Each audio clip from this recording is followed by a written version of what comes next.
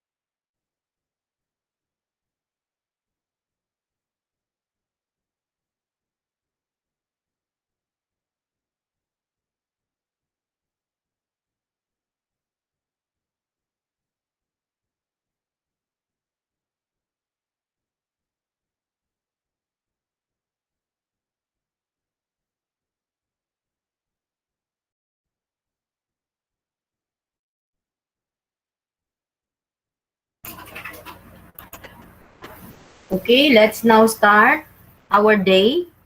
Pang ilang araw na ba natin today? Fifth day, right? Fifth day po. Nice. O, di ba? Nakakalahati na tayo sa 10 days. Malapit na sila matapos. Okay, so let's start with a prayer. Okay, anyone from the group who would like to lead the prayer for today? Anyone po? Si Jovan. Yun, unang nakita kong pangalan niya. Can you start with the prayer, Jovan?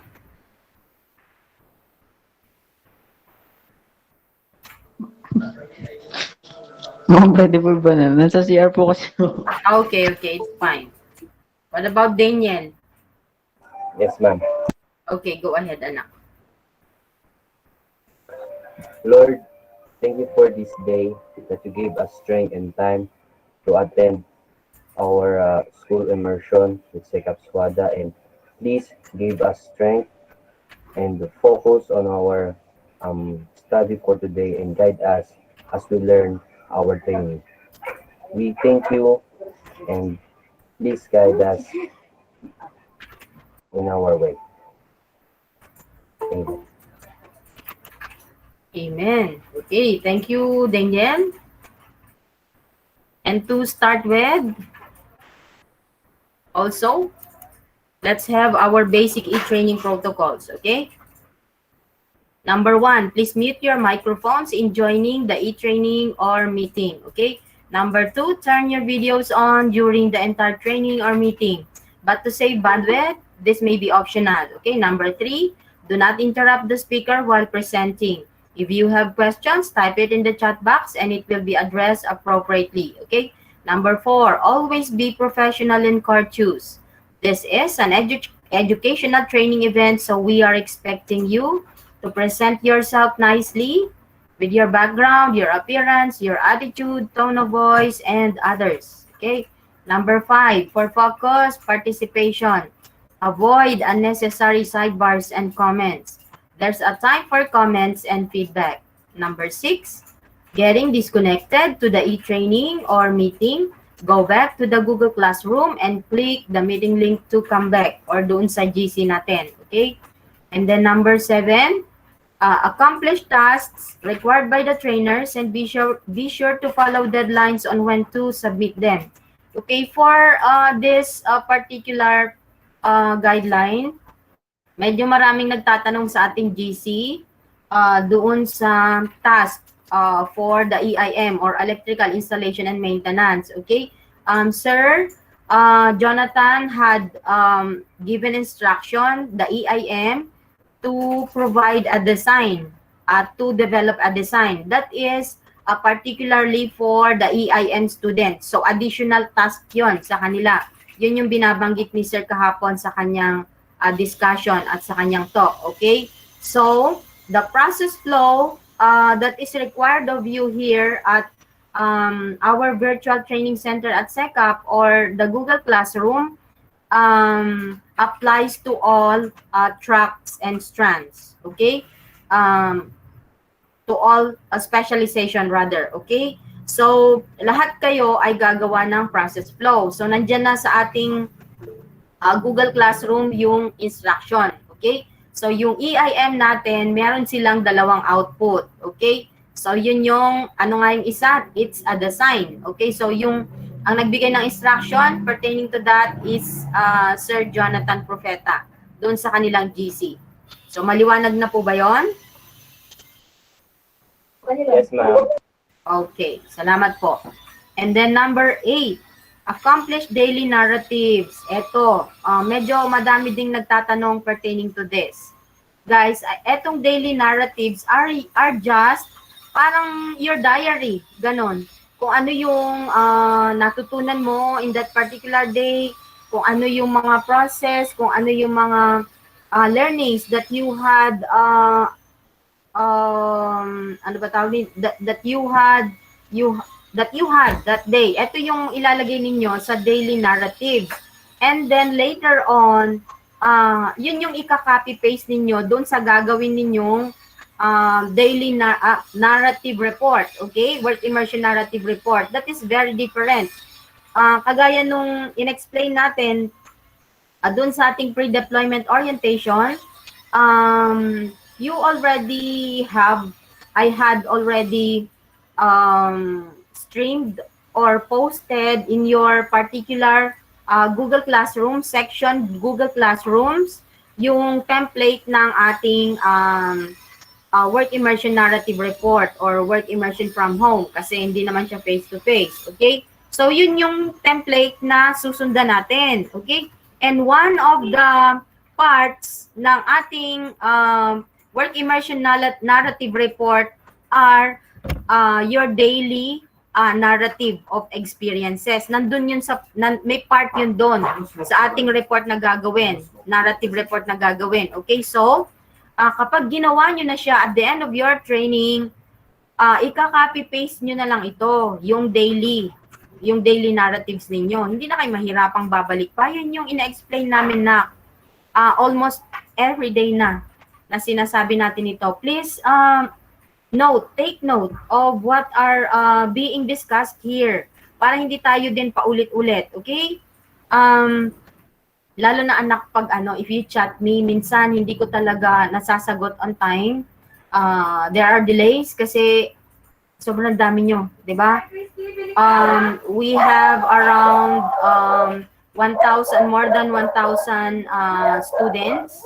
So, isipin nyo na lang, if lahat kayo ay mag-PPM sa akin, tig-isa na lang. So, that is around 1,000, 1,000 messages. So, kaya I'm also asking those who are nag-PPM sa akin na paki-chat sa ating GC so that kapag merong students of the same concern or the same problem, ma-address na rin natin if sasagutin ko yon dun sa ating GC. Okay? So, yun na lang. Kung meron kayong concerns na pertaining to our work immersion, please have it posted or have it posted sa ating GC para maraming makakabasa at marami na ring mai-inform about your concern also kapag nasagot namin. Okay? Alright. Are we making an agreement here? Yes, ma'am. Okay, salamat po. And then number 9, accomplish the training evaluation. Of course, kasama din dyan yung ating attendance. Okay, ang pinaka-time in natin, yung ating attendance. Ang pinaka-time out natin, yung ating training evaluation. Okay? Number 10, SECAP-SWDA in cooperation with Greenfield Holdings Incorporated, EPOS, and One Okada Work Immersion Program, graded evaluation sheet and certificate of completion will be issued and awarded to trainees with outputs completed. Okay. So, meron ng nag-PPM sa atin kung ano ang gagawin dito.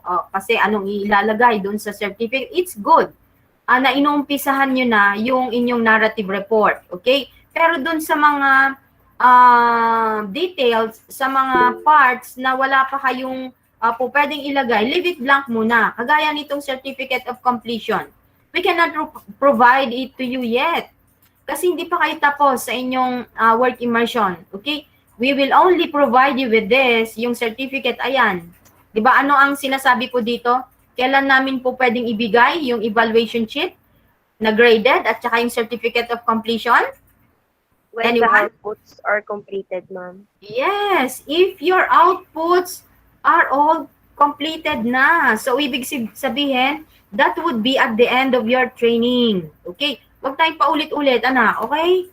But it's good that you reach out to us and clarify things out. At nadidiscuss din natin dito para maliwanagan yung iba pa nating mga co-trainees. Okay? So sana wala na magtatanong pertaining to that kung saan kukuhanin yung certificate of completion at saka yung evaluation sheet kasi ilalagay dun sa narrative report.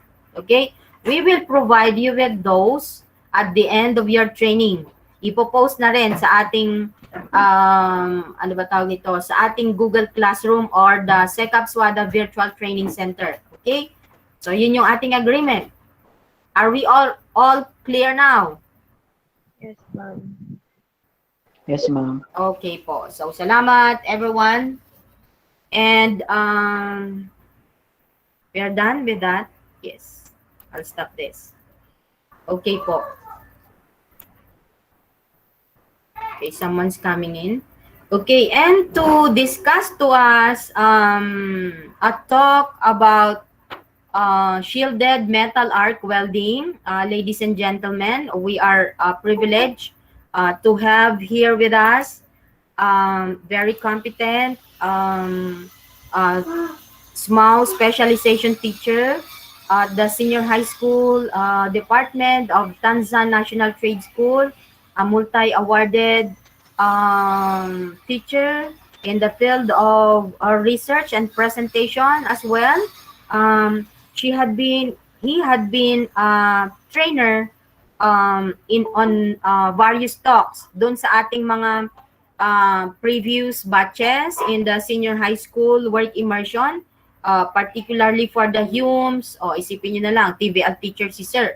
Pero he was there to train our Hume students, our ABM students, the computer programming, the CSS, and ABM as well. So, ayun po. Ladies and gentlemen, please help me welcome Sir Mark Lindon Velasco. Hello, ma'am. Good morning po. Thank you very much Yes, for sir. I'll be that. presenting your screen, sir. Yes po. Your slide, rather. Yes po. Thank you po for your wonderful introduction. So, good morning, everyone. So, I was assigned to discuss to you the shielded metal arc welding process or um, theory. So, it is my time to shine, ika nga. So, I think tapos na yung electrical, electronics, and automotive. So, today, welding naman po ang ating pag-uusapan. Hello, naririnig po ba ako ng karamihan po? Sir, Sir, malinaw Yes, pwede po. po, yes, sir. sir. Medyo mahina Sir, pwede, po. okay, Medyo, pwede po siguro Medyo mahina lang po. ilapit yung mic, sir. yes Medyo, po. ano lang po siya, medyo Mahina mahina po. lang po ng konti. Okay. Ito po, okay na po. Yes, sir, better. Thank you, sir, so much. Okay na po, Ayan. sir. Ayun nga, yung mic lang. Ayan. So, again, good morning. So, I was assigned to discuss to you the shielded metal arc welding.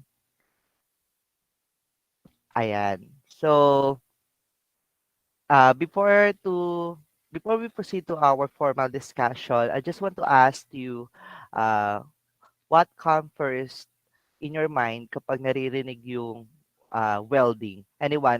Syempre hindi na ako tatawag ng mga small major.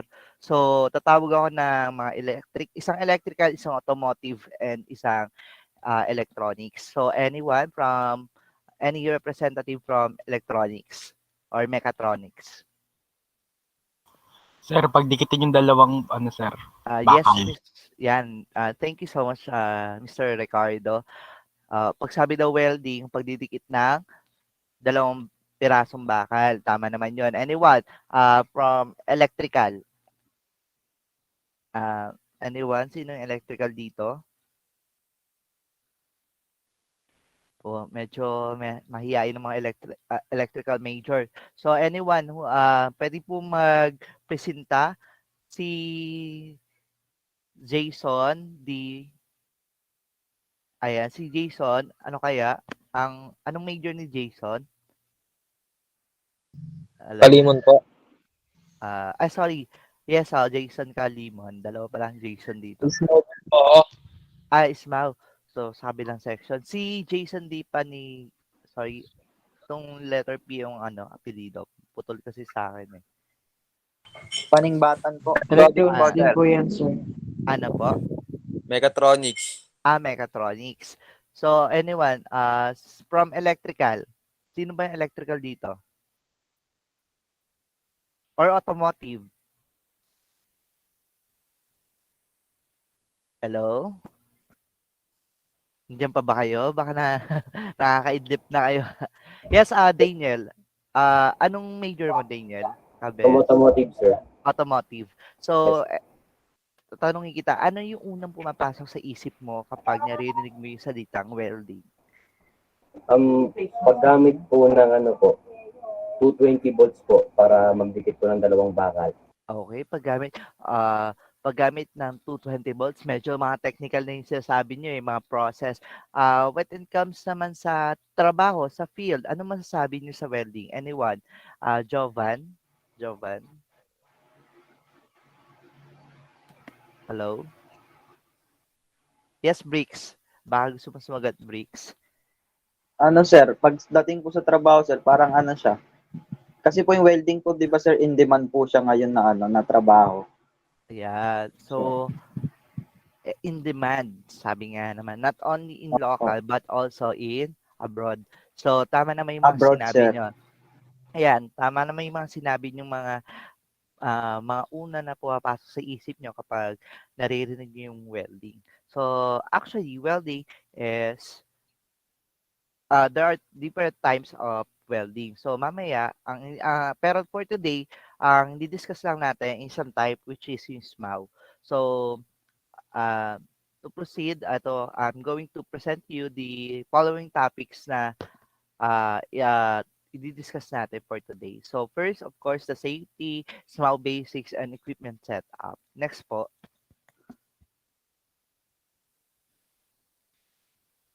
Yan. So upon successful completion of the small unit of study, you will have learned to properly protect yourself and other while welding. Number two, set up and operate small equipment. Third, strike and sorry, ito, medyo technical na to. Then actually yung set up and operate small equipment under na nito yung ibang gagawin natin. So next po, ayan, small safety. Of course, alam ko naman na yung iba, yung mga dumaan na major like automotive and electrical, electronics, nag-discuss din ng um, kanilang safety. Of course, sa small, may safety pa rin. Kasi it's, sa welding, it's a matter of parang life and death. Pag nagkamali ka, pwede kang masaktan, hindi lang ng isang beses, kundi paulit-ulit. Kaya kung ayaw nyo masaktan ng paulit-ulit, small safety. Ayan. So, next po. Ayan, small safety. Small safety is supplemental and does not replace the information found in arc welding basics. Okay, it's very important. It's very vital for us to uh, inculcate the value of wearing PPE po. So mahalaga po sa atin or not only in SMAWA but also sa different fields or specialization ang safety. And that safety ay makukuha natin or ma-achieve natin through wearing of PPE. Next po.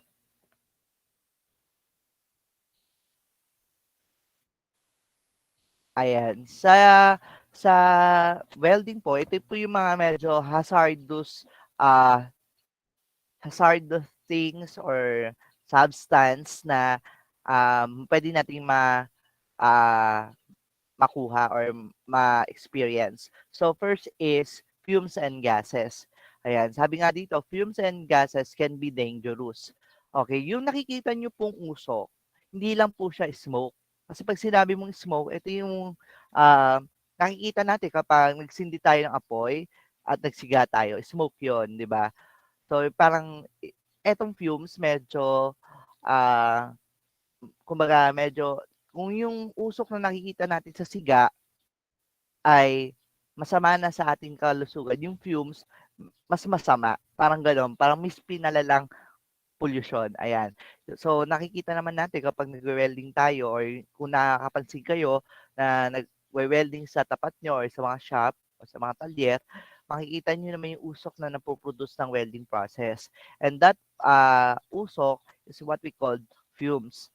So yung fumes na yon is very hazardous. So sabi dito, keep your head out of the fumes. So anyone, aside from the small students ko or small student ni Sir Latigay, anyone from the group, any idea kung paano natin may iwasan tong fumes na to? Hello? Anyone?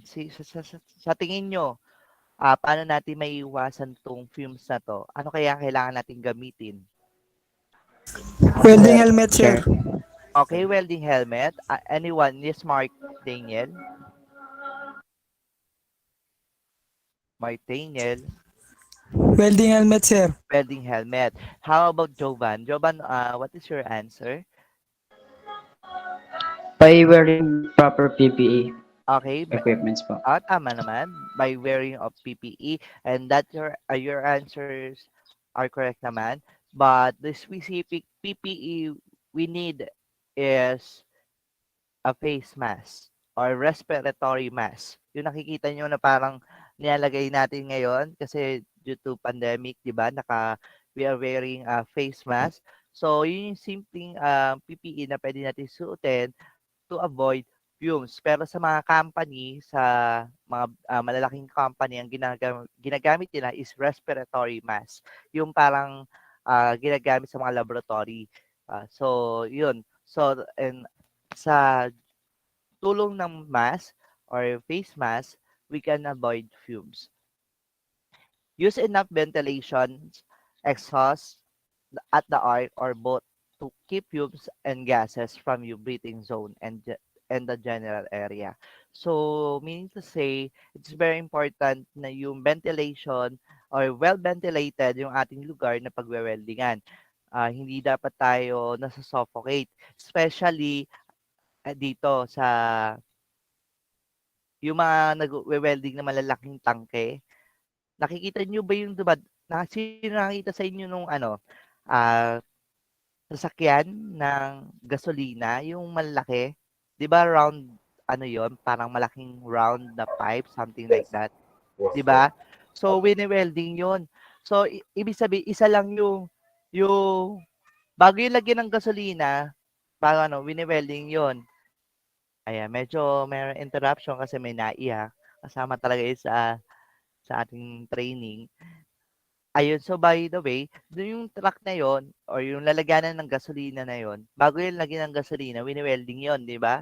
So, kung ma-observe natin, isa lang yung daanan nun. So, hindi pwede na wala kang lalabasan or wala kang papasuka kasi pag nag-welding ka doon at hindi well ventilated or hindi ka nakakahinga, pwede kang mamatay kasi mas-suffocate ka. Ayan. The small process can withstand wind and exhaust near the arc from ventilation equipment. Ayan.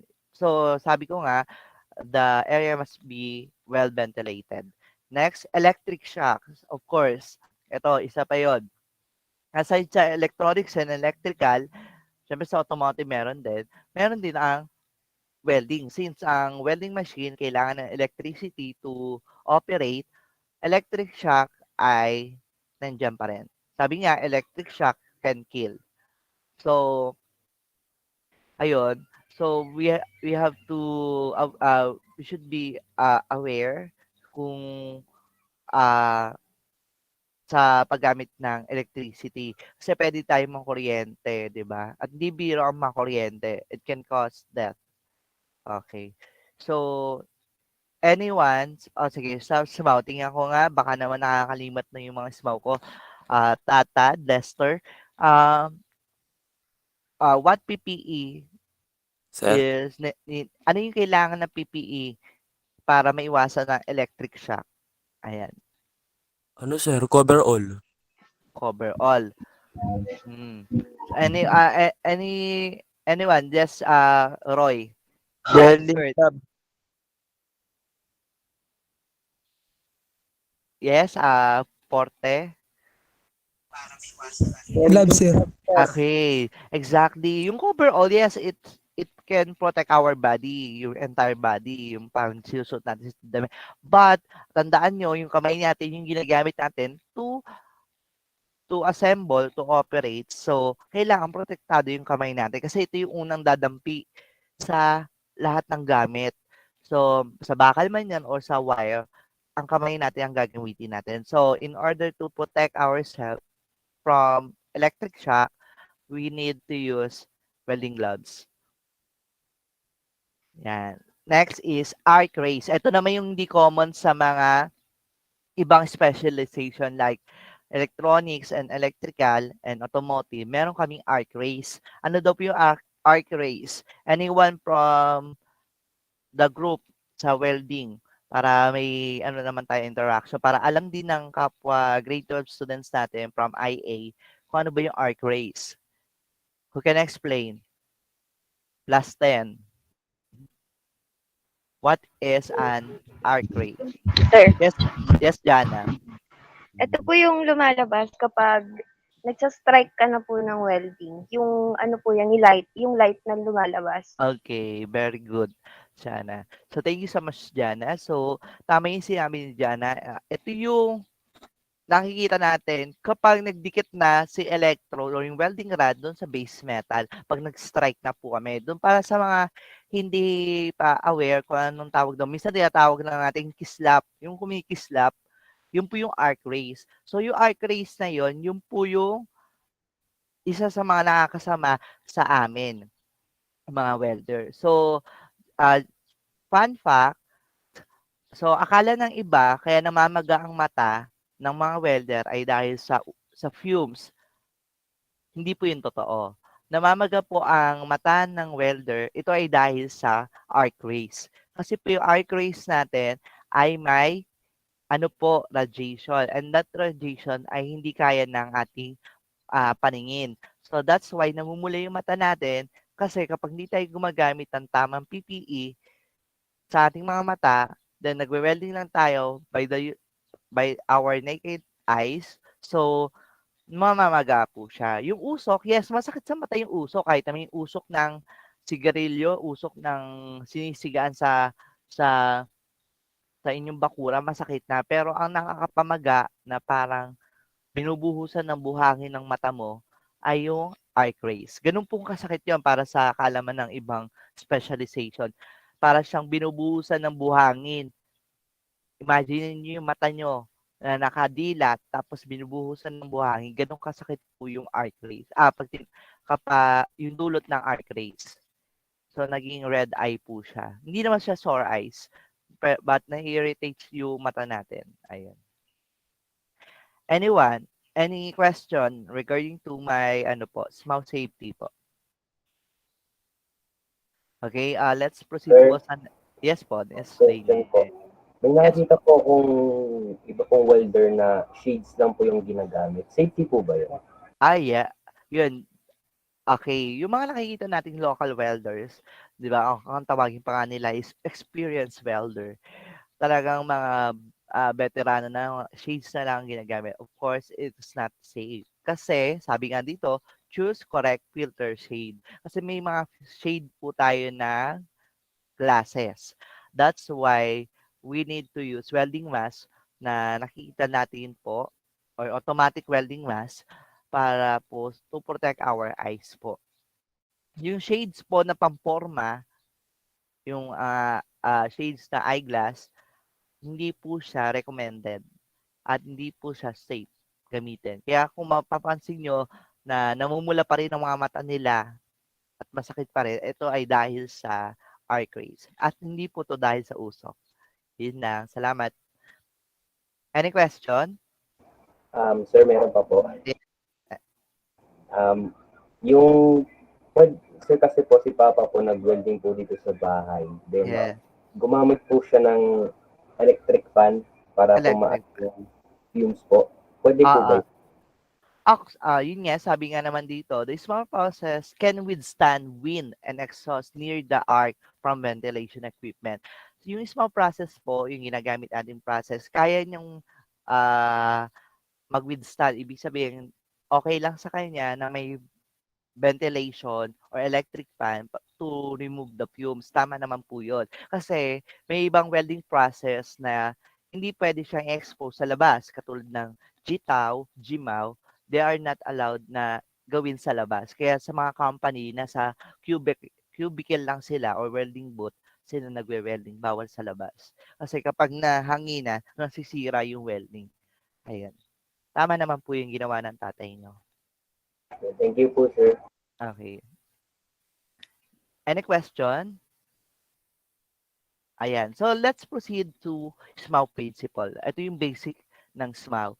So, just to give you a brief theory or principles. So, we have the American Welding Society defines SMAWs as shielded metal arc welding. By the way, yung our American Welding Society, this is an international organization ng mga welder in America. Meron din po tayo dito sa Philippines and this is what we call Philippine Welding Society, PWS. So, SMAW defined, according to the definition, SMAW is commonly known as stick welding or manual arc welding process. So, ito po yung another tawag sa kanya, stick welding. Tinawag siyang stick kasi parang may stick sa na nilalagay and that is what we call electrode or welding rod na ginagamit natin. It is the most widely used arc welding process in the world. Imagine, ito yung pinaka-commonly used. So, nakikita natin to sa mga shop, sa bahay, sa school na pinag-aaralan. Ayan. Can be used to weld most common metals and alloy. Ayan. So, flexible siya. Next po. Ayan. So, small welding circuit, paano ba gumagana o paano ba nagfo-flow yung, kuryente 'pag gumagamit ng ano, paano ba 'to nag-o-operate? Sabi dito, current flow through the electrode. Nakita niyo po yung electrode, yung parang stick, eto pong maliit na 'to, yung parang stick na nakakabit sa ano, electrode holder. Sabi dito, the current flow through the electrode cable to the electrode holder through the electrode and across the arc. So, once na dumikit na yung electrode mo dun sa base metal, yung kuryente naman ng ay iikot lang, cycle lang. On the work side of the arc, the current flows through the base materials to the work lang and back to the welding machine. Yun yung sinasabi ko, kapag nagdikit yung dalawang yan, automatic, ah iikot na yung kuryente. Kaya nagfo-form siya ah, ng arc o yung liwanag, Wikислap. Ayan. Sige po, next po.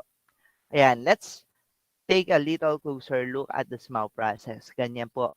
So, ito guys, titigan maigi yung illustration po natin. Kung kaya nyo mabilis ang drawing dyan sa notebook nyo or what, kasi gagamitin natin yan sa activity later. So, ito yung kumbaga, pina-zoom na small process o yung illustration kung ano yung parts kapag nag-start na yung small.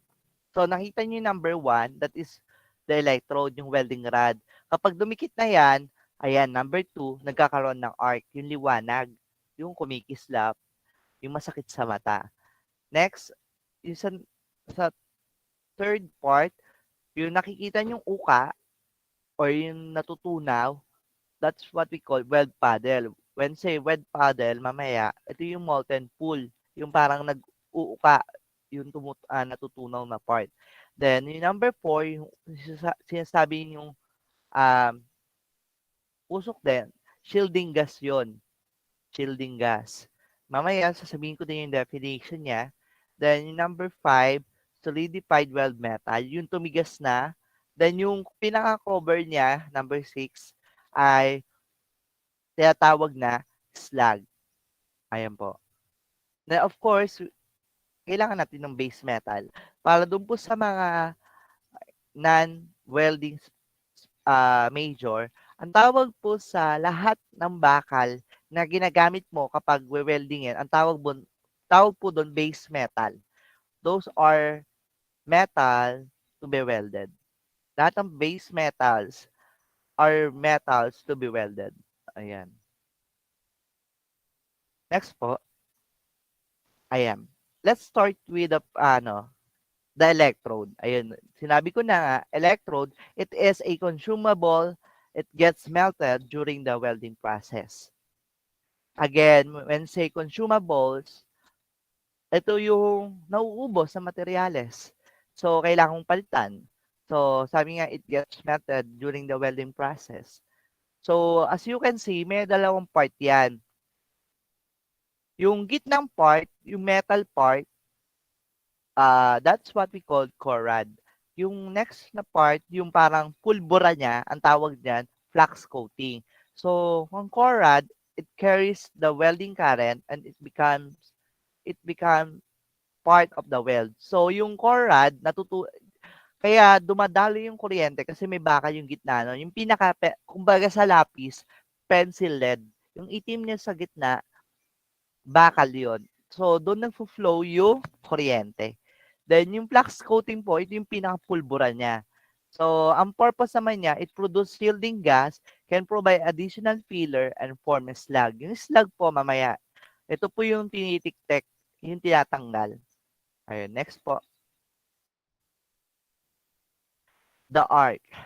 Okay, again, yung arc, ito yung liwanag na nakikita natin. An arc occurs when the electrode comes in contact with the workpiece and completes the circuit like turning on a light. So, the electric arc is established in the space between the end of the electrode and the work.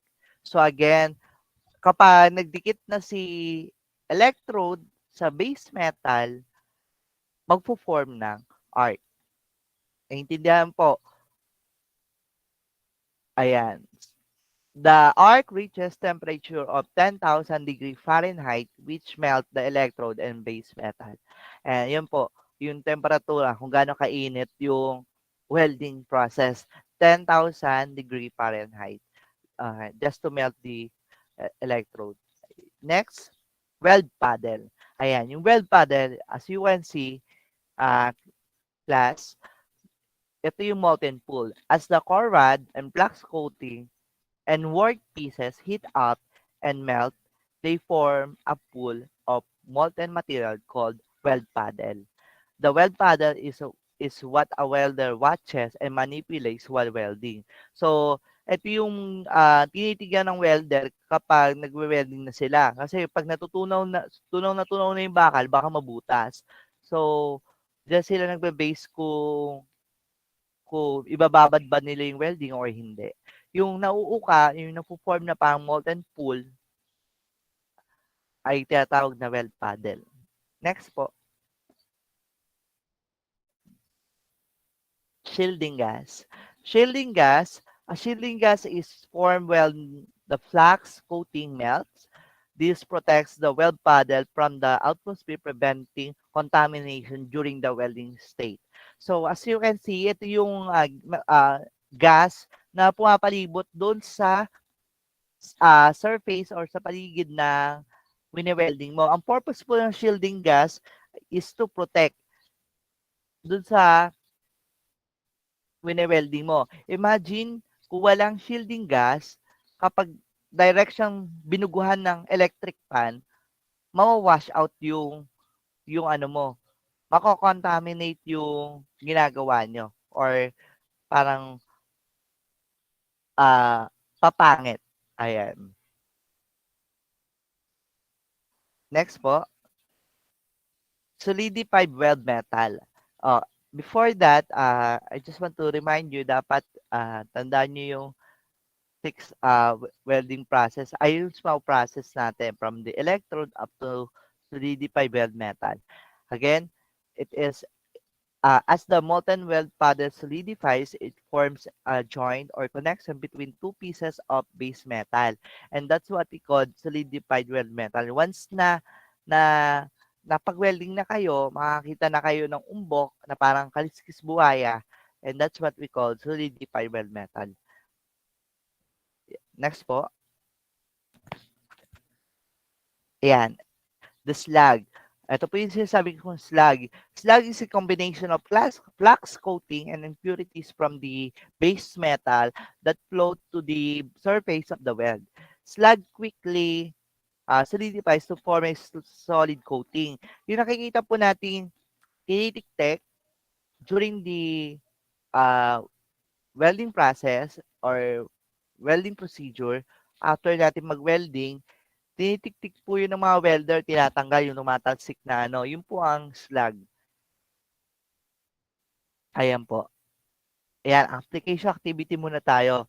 So, eto, it's just a short activity lang naman to. Pero, gawin na lang natin virtual kung sino yung makakasagot at nakakaalala. Ayan. So, application, let's review the small process. Ayan. Who can give the answer? Isa-isa lang po. Number 1. Aside from, yes, Martin. Electrode, sir. Okay, very good. Electrode. Number 2, anyone? Aside sa, small, major, Yes. Yes, art. Very good. Joe,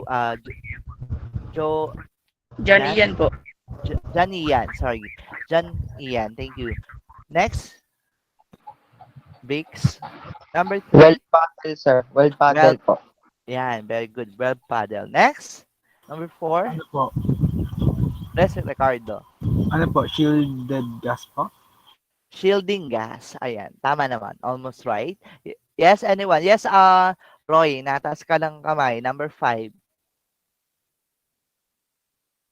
Roy. Grabe, mahihayin si Roy. Parang hindi naman ganito kapag kakakilala ko sa batang to. Anyone who can answer number 5? Solidified metal med. Okay, Med. solidified weld metal. Ayan. Yes, Jovan. Number Slag. 6. Slag, sir. Okay, Slag po. slag. Flag, sir. Okay, thank you so much, Jovan and John Daniel. Slag ang tamang sagot. So, obviously, medyo nakakasunod kayo dun sa mga technical terms and jargons ng ating ng SMAW. So, let's proceed to next. Next po. Ayan. Ito lang. So, ito yung next, last nating i-discuss bago ko pagagawan ko kayo ng isang major activity po natin for this day. So, para lahat maka-experience. So, equipment setup. Ayan. Ito yung muna yung basic para alam niyo kung paano kayo magse-set up ng welding machine. Next po. Okay. SMAW equipment setup. So, first, of course, we have to turn on the power supply.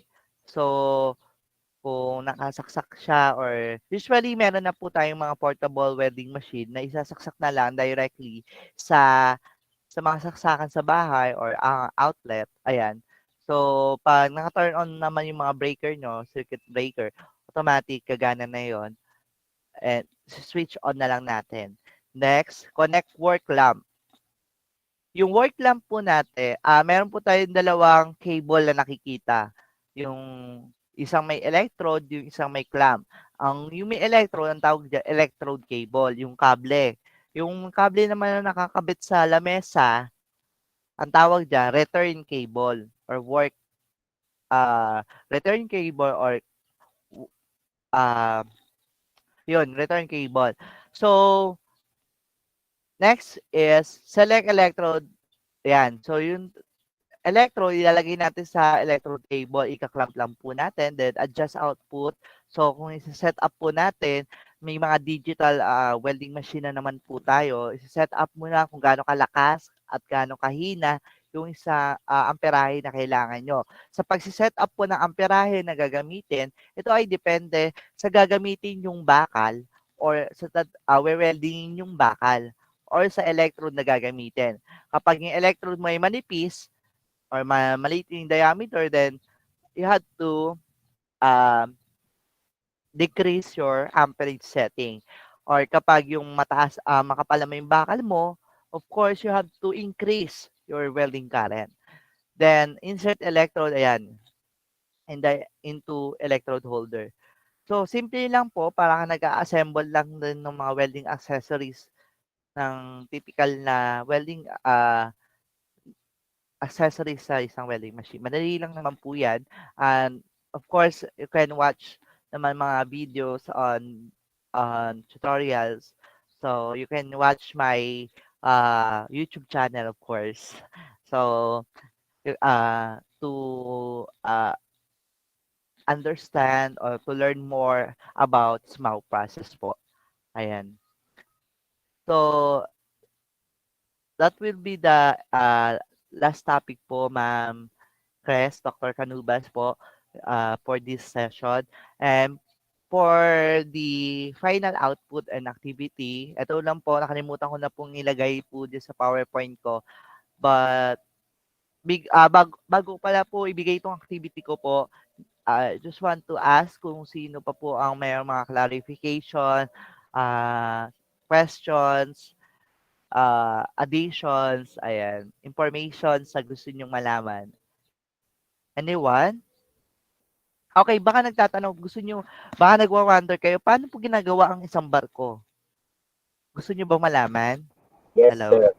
Ayan, paano ba ginagawa ang isang barko? Medyo mahiwaga yata ang paggagawa ng barko.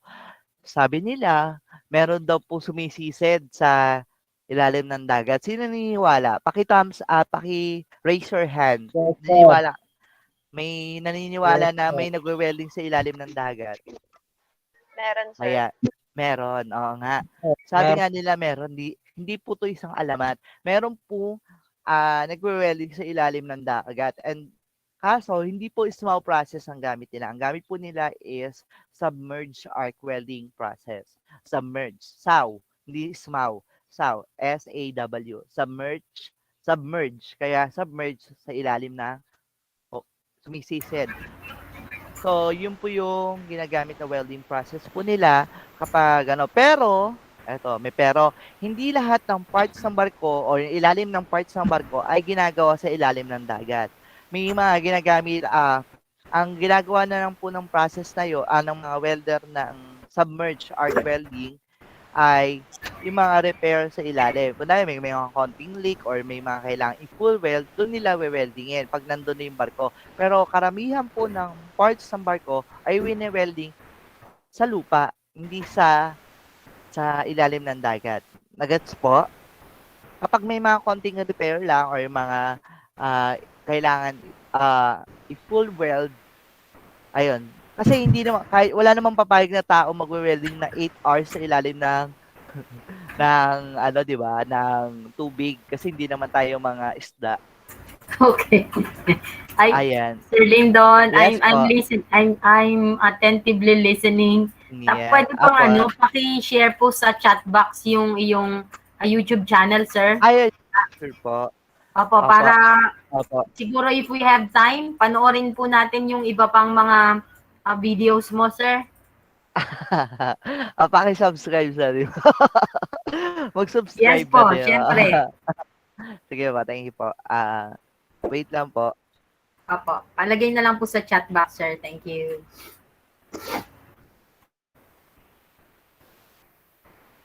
Oh, nakapasok na ba si Briggs? Ma'am, yes po, ma'am. Okay, thank you. Yung ma'am.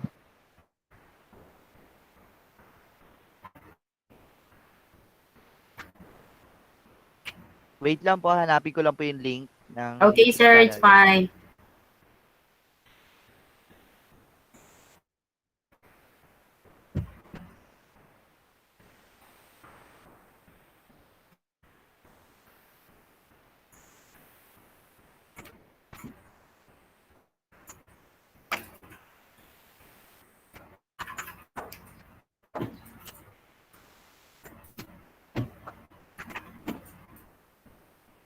Okay, wait lang natin yung link ng YouTube channel ni Sir Lyndon. Marami pa naman tayong oras, so maybe pag after the question and answer, we will be watching some of the videos na na-upload dun sa YouTube channel ni Sir Lyndon. Okay?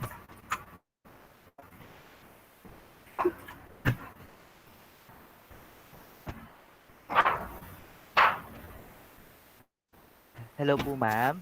Yes, sir. Sinend ko po sa messenger niyo po yung YouTube channel ko po, yung link po. Sa messenger ko po. Kasi laptop po itong gamit ko po, naki-wifi lang Okay, po sige, siya. sir. Opo. Yes po, ma'am. Thank you po. I'll send it sa ating Chat box GC po. Naka. Pwede bang Send ko po. paki-copy siya dito okay? Kasi Opo. laptop din itong gamit ko and Ano ko po, sinend ko na din po sa GC po natin. So, doon po sa mga gumagamit ng cellphone, pwede nyo po i-copy yung ayun, nandun na pala. Apo, Pwede bang paki-copy dito sa chat box natin, anyone from you, yung link, pakilagay siya dito, pwede. Ayun. Thank you, Jovan. Okay. Thank you, ito na siya, sir. Medyo hindi pa po ganun ka-pro pa sa pag-vlog. Medyo katuwaan lang po namin. At the same time, instructional materials ko din po for for my small pots. Ayan. So, doon po sa mga nandito Wow, po, ang dami. konti pa lang po talaga yung video ko. Siguro let's start po sa setup welding machine po. Ayan. Okay. Pwede tayong mag-share doon, sir? Sure po, ma'am. It's my Okay, sige po. Buksan po natin na. Wait po. Ah. I'll stop this. Pwede ko nang stop yung Yes, slide ma'am. nyo, sir? Yes, Okay, ma'am. thank you.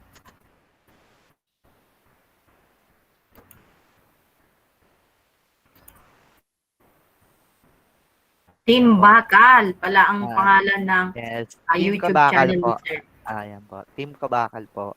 Sa mga Okay, kabakal so ko ito po na po dyan. siya. Is it sharing? Alin po dyan ang bubuksan natin, sir? Ano po, siguro po, saan mo ganun?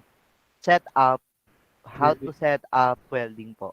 Welding machine. Ito pong last, yung pinakaunang video. Set up. Okay, yung pinakahuli. Okay, sir. I'll open it. Medyo, ayan po. Magsimula na tayo. Mas maliit ulit. Okay, class, we need to... Teka. Okay, class, we need to... Teka, hindi, Go. Ano? Tawag? Hindi, never that. So, ano Medyo, baka mga blockers ko yun. Go. Ayan po.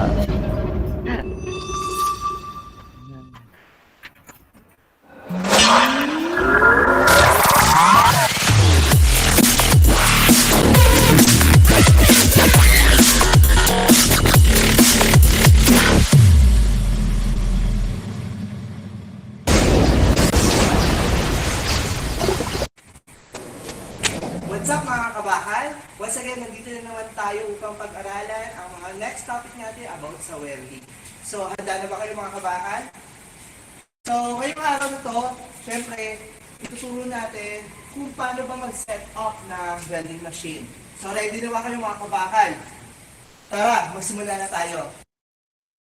Good day everyone. Today we're going to discuss about setting up welding machines, specifically small welding machines. Before anything else, we're going to discuss first the different welding accessories and how to set up those accessories. So first, we have the welding cables. So, yung welding cables po natin ay may dalawang uri. Ito po yung ating electrode cable. Ito po yung pinaka-cable po.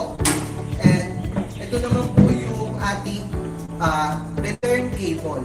So, as you can see class, meron pa yung nakikita nakatugtong po doon sa ating electrode cable. Kung nakikita po natin na accessory na po ito ay tinatawag na electrode holder. So, the purpose of electrode holder, it holds the electrode or the welding rod. Yung mas kilala sa term na welding rod. So, ang return cable naman, as you can see guys, may nakikita kayong parang clamp. Ang tawag po dito ay return clamp or work clamp. So, ang purpose naman nito, ito po yung nakakabit or nag-hold ng workpiece or nakikita nyo minsan sa ating welding positioner or welding table. So, next is, of course, ang welding machine. So, sa welding machine natin, class, ay meron kayong mga makikita mga parts. So, by the way, we are using digital welding machine. So, medyo, ano na siya, portable na siya, pwede nyo nang bitbitin kahit saan, at napakadaling i-assemble. So, as you can see, we're going to connect those cables sa dalawang terminals. So, we have the positive terminal and the negative terminal. So, nakikita nyo din yung dalawang ating regulator. This is for arc regulator and the welding current regulator. So, dito po nakikita natin kung gaano kataas na po yung amperahe na siniset natin. Then, of course, sa likod po niya, yung makikita yung pinaka-switch on po niya and off. This is the switch of the welding machine or small process welding machine. So, switch lang natin on and off para mag-operate po yung mismong welding machine. So again, review natin ulit. So we have the electrode cable with electrode holder plus, and then we have the return cable with return clamp. And then we have the welding machine. So to set up, of course, always remember the safety. Alright, so in order for us to secure our safety, so we need to wear personal protective equipment.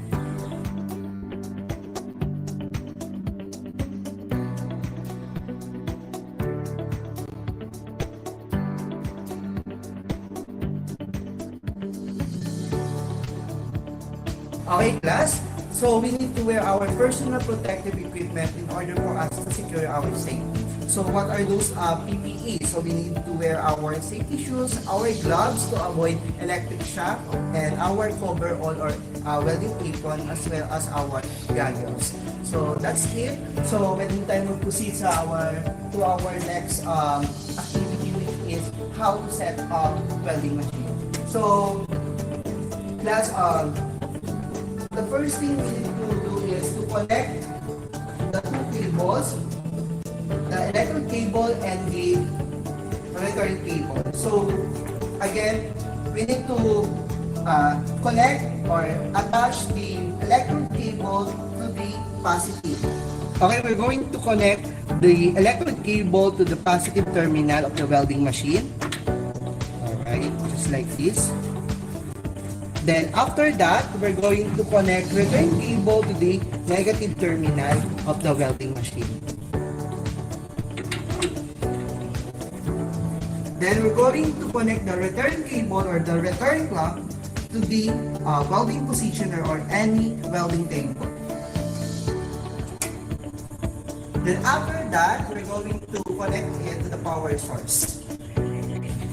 Okay, remember we need to avoid any form of hazardous activities like electric shock. Then switch on the welding machine.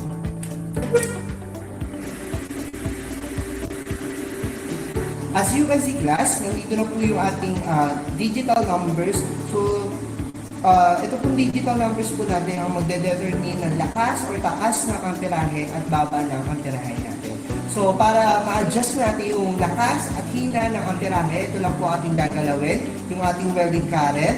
So, kapag gusto natin taasan, syempre kailangan natin taasan din yung switch upang tumaas yung welding current. Then yung itong kabilang regulator naman po ay para naman po sa arc. Ayan. Usually, halos pantay lang sila ng pag-adjust. Okay, kailangan natin i-consider yung kapal ng base metal at yung diameter ng electrode sa pag-set up ng amperahe. So, yun lang yung mga kailangan natin tandaan. So, I hope na natuto kayo sa ating lesson for today, which is setting up welding machine. Ito ay para sa inyo mga kabakal. Ang mga susunod na ituturo natin ay para sa inyo lamang. So, ngayon naman, ituturo ko sa inyo kung paano naman mag-disassemble ng welding machine or welding accessories sa welding machine. So, una, ito yung pinakakailangan natin tandaan. Kung ano yung unang ginawa, yun yung huling tatanggalin mo. At kung ano naman yung huling ginawa mo, yun yung unang mong gagawin or aalisin. So, ang huli natin ginawa ay yung pag-set up na welding current. So, ang kailangan natin gawin ay balik natin lang sa zero yung mga, ayan, pababain natin, balik natin sa zero. Ayan. Sadyang hindi talaga bumabalik sa zero kasi sa program na digital welding machine. Next is, tanggalin natin yung switch off na po natin yung ating welding machine.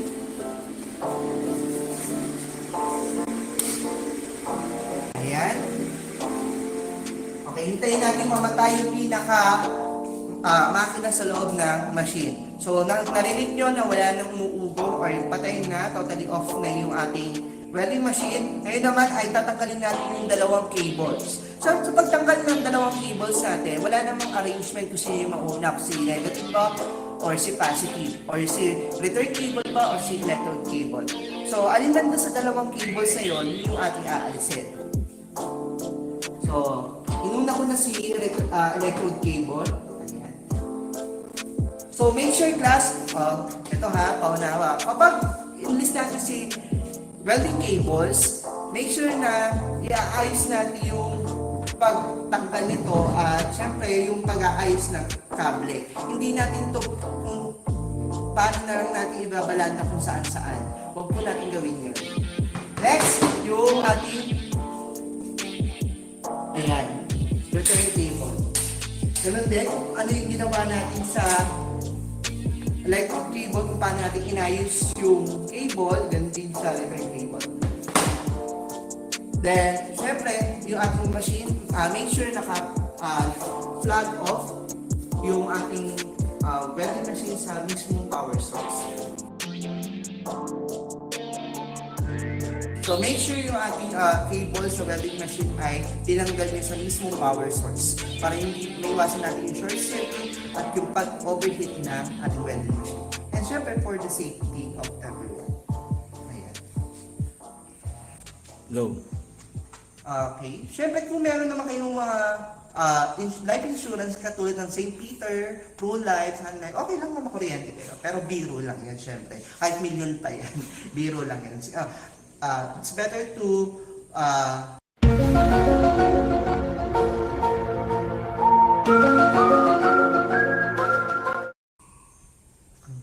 basta, mabuti na mag-ingat, di ba? Bola lang yan. Di ba? Safety is better than cure ba yun? Basta yun na yun.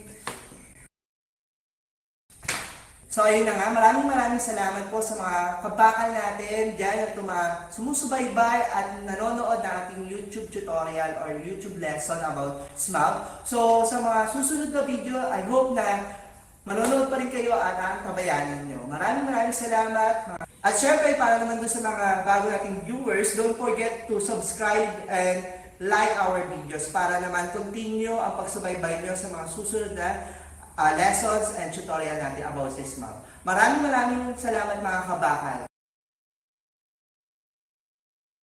Ang galing. We still have time, Sir Lindon. Can we Yes watch po. the other Yes videos po. you have? So, Sige pa, yan let's po. identify Okay. Ma'am, first wait what lang po. are the objectives Yes po. for today's Ayun. lesson. For today's lesson, di ba? Today's. Go. Kaya, isipin niyo yung idea. First, perform or sorry. In performing our inciting. Go. Hindi, ano mas Go. more information about ay hindi pala, dapat na gano'n ako. Scratching method. That's the lalabas na gano'n.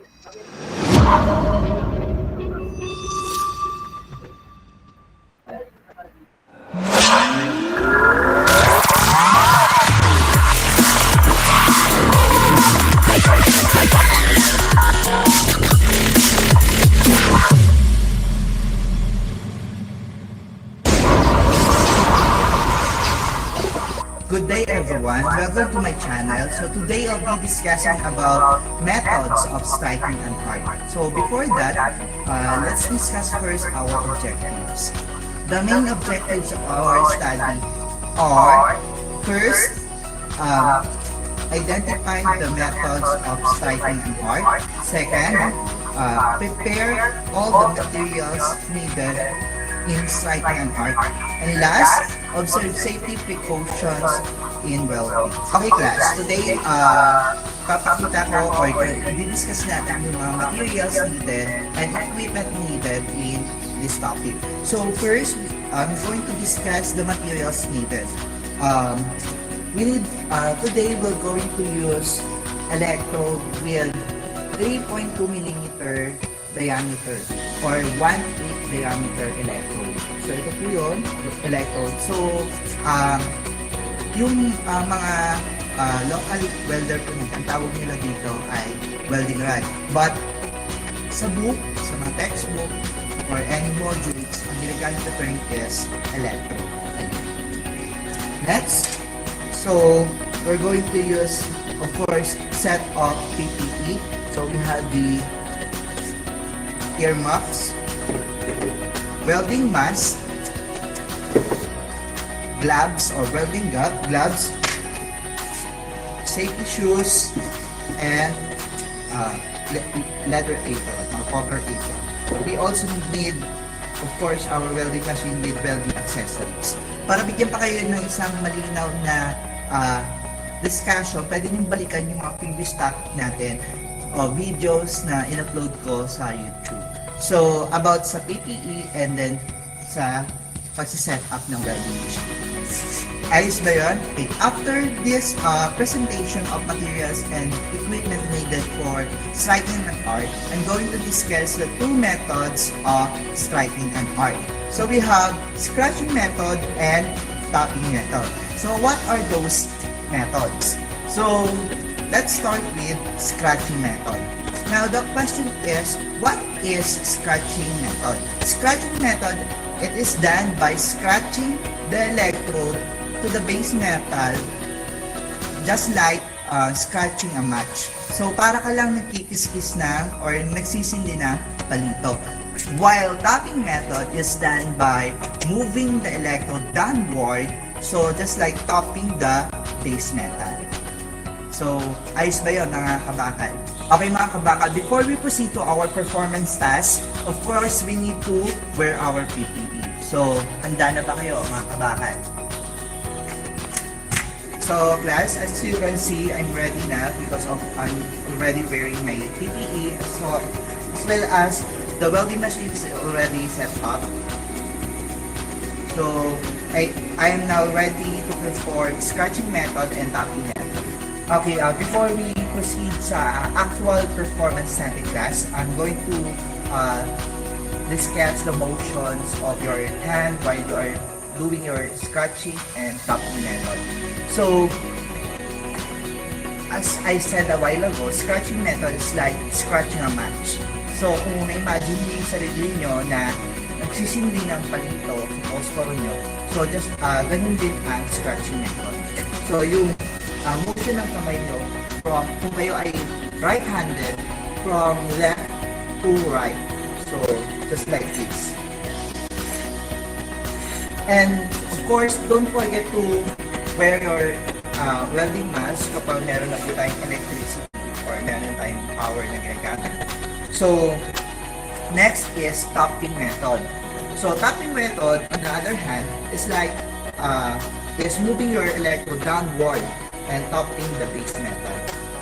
So, parang idinudot-dut nyo lang yung inyong electrode doon sa bakat.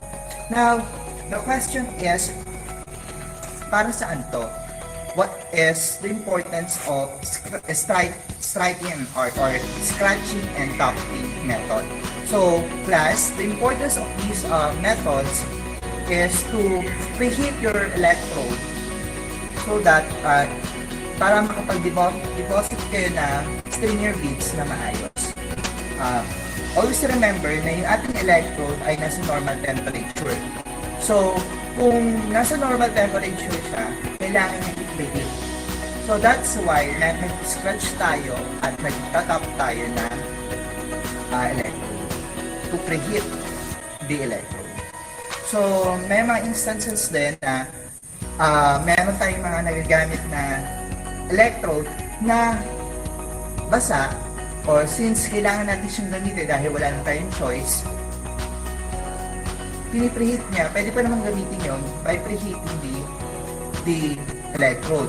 Kung may oven tayo, pwede natin yun gamitin. Pero kung wala, pwede natin siya through scratching and tapping method. Napipreheat na yung ating electrode. That's the importance of scratching and tapping method. So, ngayon naman, set up na natin with electricity or with our welding machine. Just like what I said, sa previous topic natin, tinuruan ko kayo mag-set up ng welding machine. So, I hope mga kabakal, alam niyo na kung paano kayo mag-set up ng welding machine. First, we're going to demonstrate the scratching method.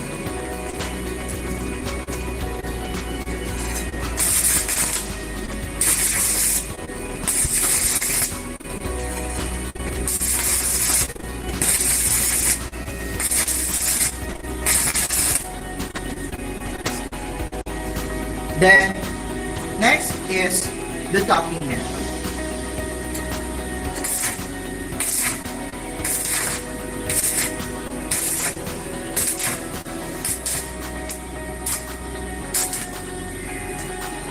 These methods will help the beginners or welders, especially those who are beginners, to preheat your electrode.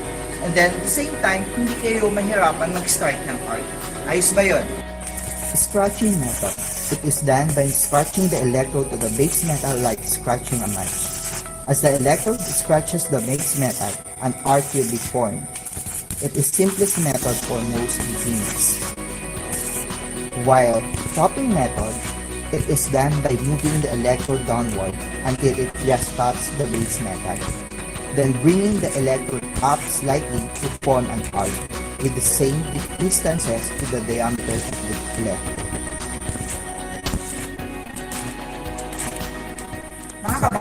bibigyan ko yung mga tips para sa scratching and tapping method nyo.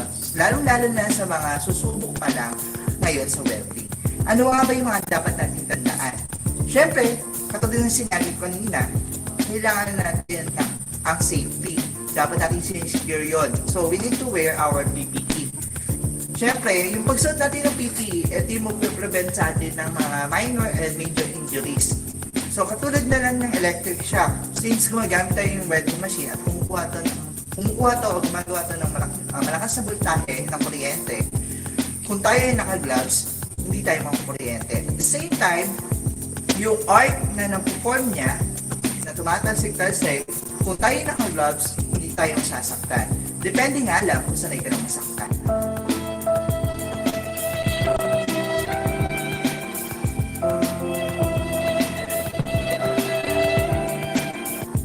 So, kidding aside, syempre, sa welding, hindi mawawala yung art na yan. So, nandyan yan, tumatalsik. So, kung kayo ay fully geared or nakasuot ng PPE, ayos naman na iiwasan nyo yun. So, ano pa yung mga ibang tips? Para hindi nyo maranasan yung pagdikit ng electrode sa wini-welding yung bakal. Let's say, ito yung electrode. Diba? Dumikit sa bakal. Huwag kayo mag-alala, walang kuryente yan. Dumikit yung electrode sa bakal nyo.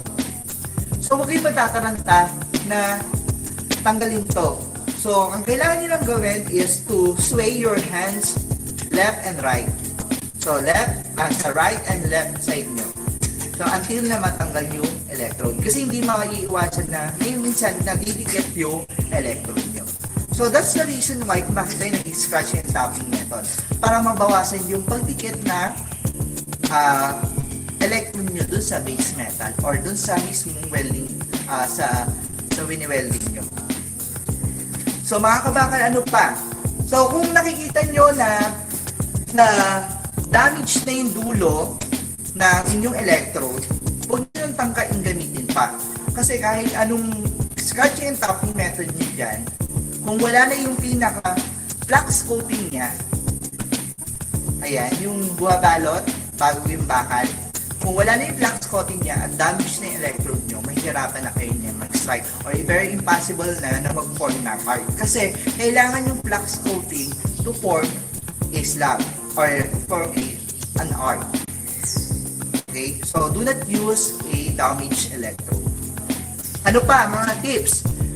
Mga tips, siyempre, sa mga beginners, dapat handa kayo. Siyempre, hindi yung medyo mag-aalangan kayo lumapit sa wini-welding nyo or doon sa mismong base metal dahil takot nga kayo sa arc.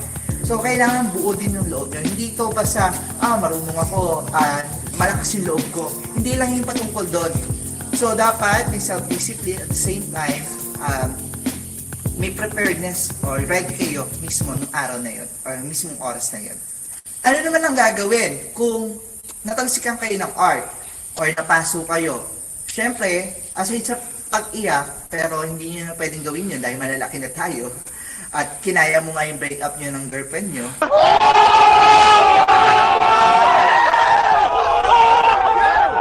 Siyempre, kailangan natin yung first aid. So, ano yung first aid? Pwede nyo hugasan to sa running water para matanggal kung sakaling may nakadikit na molten metal, matanggal ito sa running water. So, yun yung pinaka-una yung gagawin, first aid process na gagawin nyo. So, wala kayong iba, hindi nyo pwedeng tuklapin yung balat nyo gamit ang kanyang kamay. So, sa running water, ito ay babasain para maibsan yung paso o yung sakit ng paso.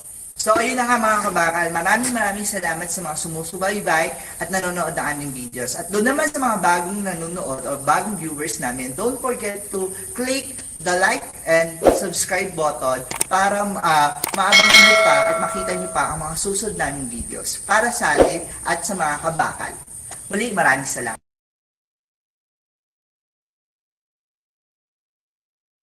Hello po. Ayun, so hello po, ma'am. Ay, tuloy-tuloy na pala to.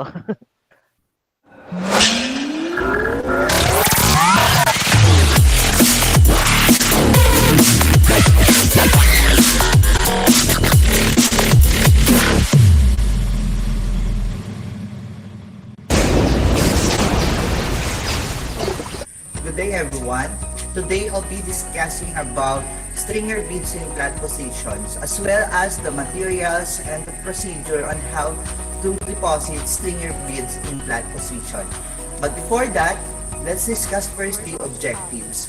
The objectives of our study are: first, prepare all the materials needed in stringer beads in flat position. Second,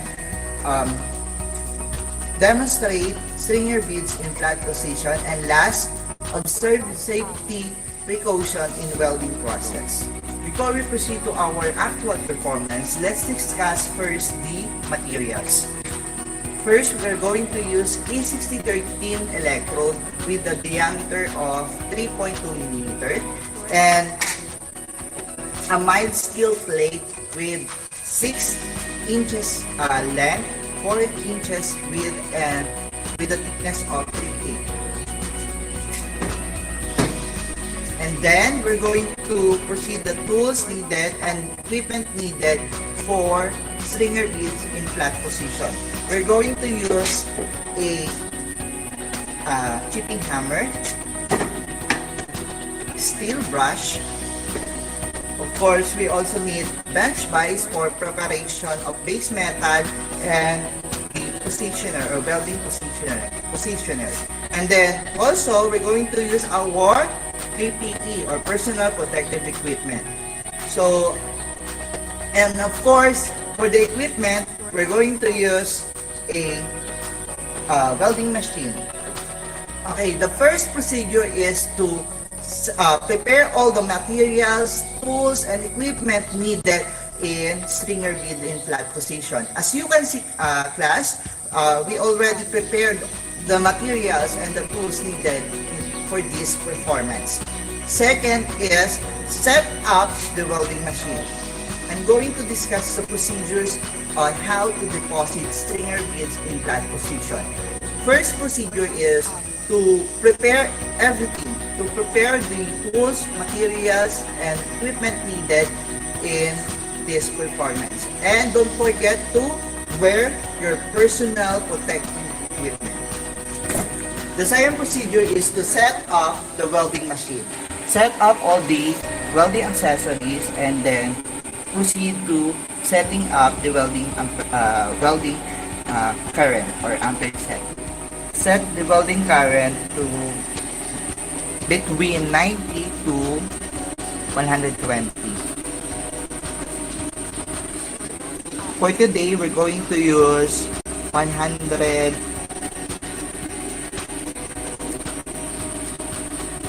Okay, for today's activity, we're going to use 110 amperes. The third procedure is to lay the plate flat on the welding table or welding positioner.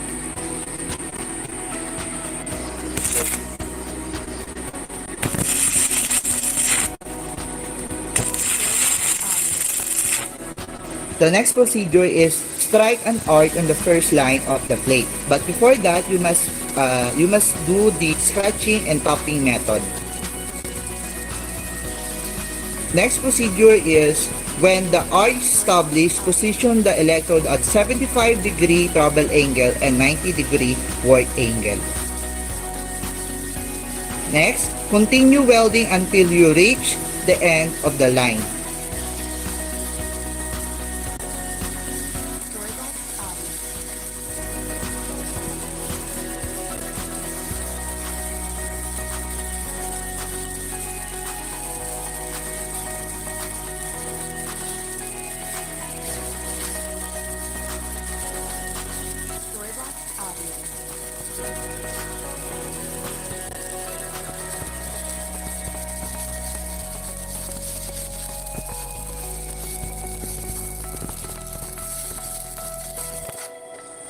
Okay, then after depositing the stringer beads, we're going to remove the slugs.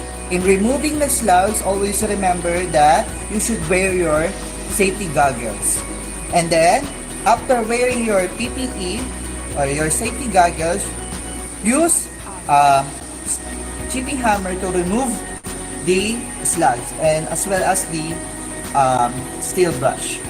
In removing the slugs, kailangan po palayo po yung pagtiktik po natin or pag-chip po natin ng slug. Hindi po siya pwedeng punta sa iyo. Dapat away from you.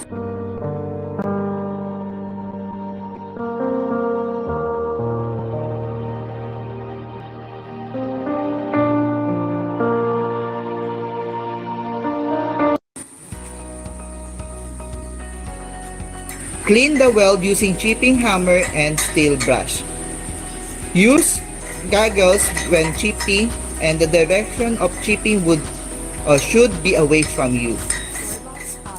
Next, inspect the weld run.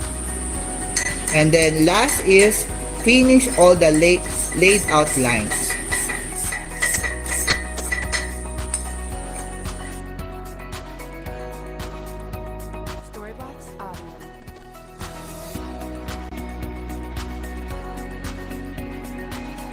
Good morning mga kabakal! Welcome to my channel again. So kanina napanood nyo kung paano mag-deposit na stringer beads in flat position. Ngayon naman magbibigay lang ako ng mga ilang tips para sa mga newbies natin at sa mga kabakal natin na masugid na sumusubaybay sa ating vlog. Ikaw na naman! May 5C tayong dapat tandaan sa pag-welding. Una, ano yung 5C na yon? Una is correct amperage setting. Ibig sabihin, tama yung amperahe na ginagamit mo. Kung ang bakal mo ay manipis, then kailangan i-set mo yung welding current mo ng mas mababa. Kasi kapag mas taas ang sinet mo, or napakalakas ang sinet mo, pwede nitong tunawin yung bakal mo. Sige nga, subukan mo! Correct electrode. Tama dapat yung electrode na gagamitin nyo doon sa bakal na wewelding nyo. Tandaan nyo, may mga bakal na wine-welding gamit ng ibang uri ng electrode. For example, stainless steel. Hindi kayo maaaring gumamit ng electrode na E6030 sa pag-welding ng stainless steel. Kung kayo naman ay gumagamit ng mild steel plate, bawal naman nyo gamitan ng pang stainless steel. Naiintindihan ba mga kabakal? Ano ko, yan? Pangatlo, correct electrode angle. Or, nakita nyo, yung angulo ng kamay nyo, dapat kinukonsider din yan. Parang may problema ka. Pang-apat, correct arc length. Correct arc length o yung layo ng electrode nyo doon sa base metal. So ano nga ba ang tamang layo or gap or arc length na pwede natin i-suggest sa mga kabakal natin? Una, ito ay yung size ng diameter ng iyong electrode. Yun yung layo o approximately layo ng electrode between the base metal. And last is correct travel speed. So, sa correct travel speed, lalo na yung mga beginners natin, medyo dito kayo maninibago or nahihirapan mag-adjust yung travel speed nyo. So, yung travel speed nyo, so dapat nyo aware kayo dun sa travel speed nyo. Ano ba yung tamang travel speed? Ganito yung turo sa akin ng professor ko nung college. Imagine nyo yung langgam na lumalakad. So, ganun ka ba, hindi na natin kailangan sukatin yun kung gano'ng kabilis maglakad ang isang langgam. Pero kailangan natin imagine na ganun dapat yung travel speed ng kamay nyo kapag nagde-deposit kayo ng stringer beads. Hindi totoo yan. So I hope mga kabakal ay may nakuha kayong mga tips patungkol sa stringer beads or pag-deposit natin ng stringer beads in flat position. So maraming salamat sa mga kabakal natin na patuloy na sumusubaybay sa ating YouTube channel.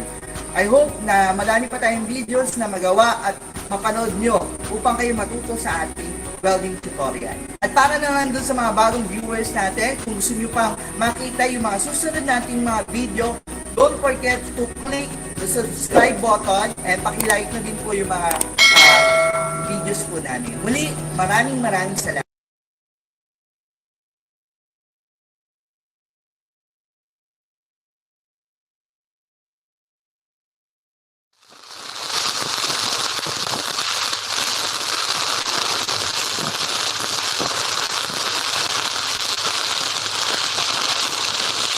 po, ma'am. Yes, sir. Are we done? Yun na po lahat Yes yun. po. Yes po. Thank you, sir. Yan po. Thank you so much po sa panonood ko po. At doon po sa mga hindi pa po nakaka-subscribe, mag-subscribe na rin po. Nagpa-plug po talaga ako ng aking YouTube channel. Yeah, So, that's nice, sir. opo, I can imagine na nagawa ko po yun. So, I hope na may na-share po ako na something new, especially po para po sa inyo. Yun na po at maraming salamat po. Okay, sir. Thank you so much for your talk and sharing your YouTube channel, sir.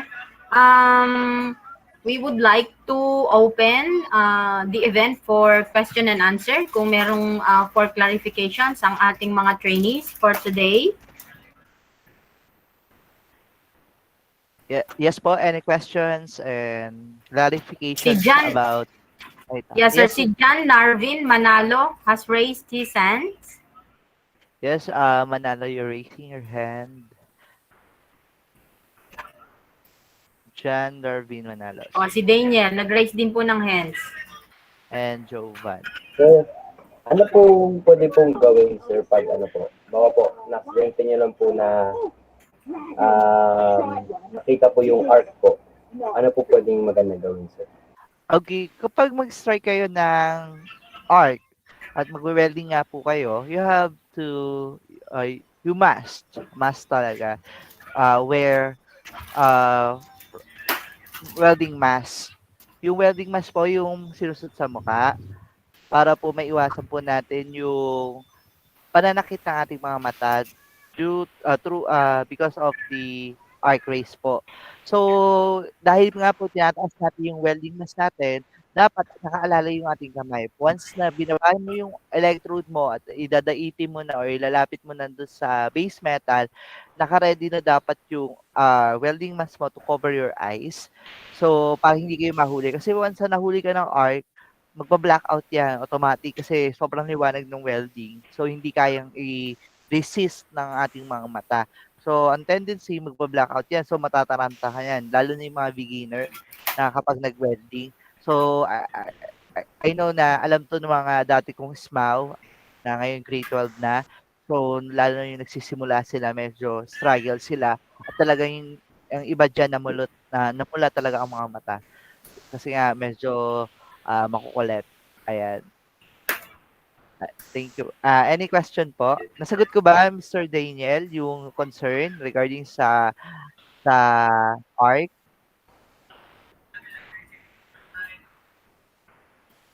Hello po? Any question po? Yeah, maybe, sir, you were able to answer yung kanyang concern. Nag-raise din po ng hand si Sir Aris. He is a member of SECAP-SWDA, sir. Attending the training also with us. Kasi hindi lang po senior high school students ang ating trainees for today for this SECAP-SWDA training. Meron din po tayong officers and members from SECAP-SWDA attending to this virtual training. Sa streams po yung iba and some of them were able to make it here sa Google Meet po. Yes po, Mr. Aris. Ayan, parang kamag-anak po pa nga po. Yes, Mr. Aris. Hello po. Velasco din po apelyido nila. Okay. May tanong po kayo, Sir Aris?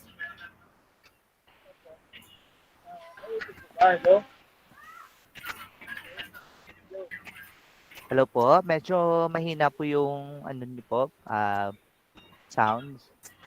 Opo, meron po kayong tanong at nag-raise po kayo ng hands kanina, sir? Siguro po medyo baka napindot lang po. Sir, kanina you mentioned about yung fumes na kailangan maiwasan siya, ganun. Kasi di ba, Yes po. parang I am also aware kasi minsan yung ano ba tawag nito, may mga inaayos kasi I was able to see how yung mga ano ba tawag nito, electronic gadgets were also tawag nito, maintained o repaired. Di ba yung ating mga electronics students or specializations, meron silang process na tinatawag na, ano ba tawag dito? Soldering process po. Soldering po ba yon? Yes So, po. meron din pong fumes yun, sir, di ba? Yes po. Opo. Okay. So, just the same, ano naman yung dapat gamit ng ng ating mga electronic students to avoid yung fumes? Same lang po, ma'am. Okay. Thank you, Mask Briggs. din po. The same. So, mask din. Okay, that's good. Tapos, sir, nabanggit mo kanina doon Yes sa iyong talk, dapat no parang electric fan yung presence ng ng parang malakas na air in Yes.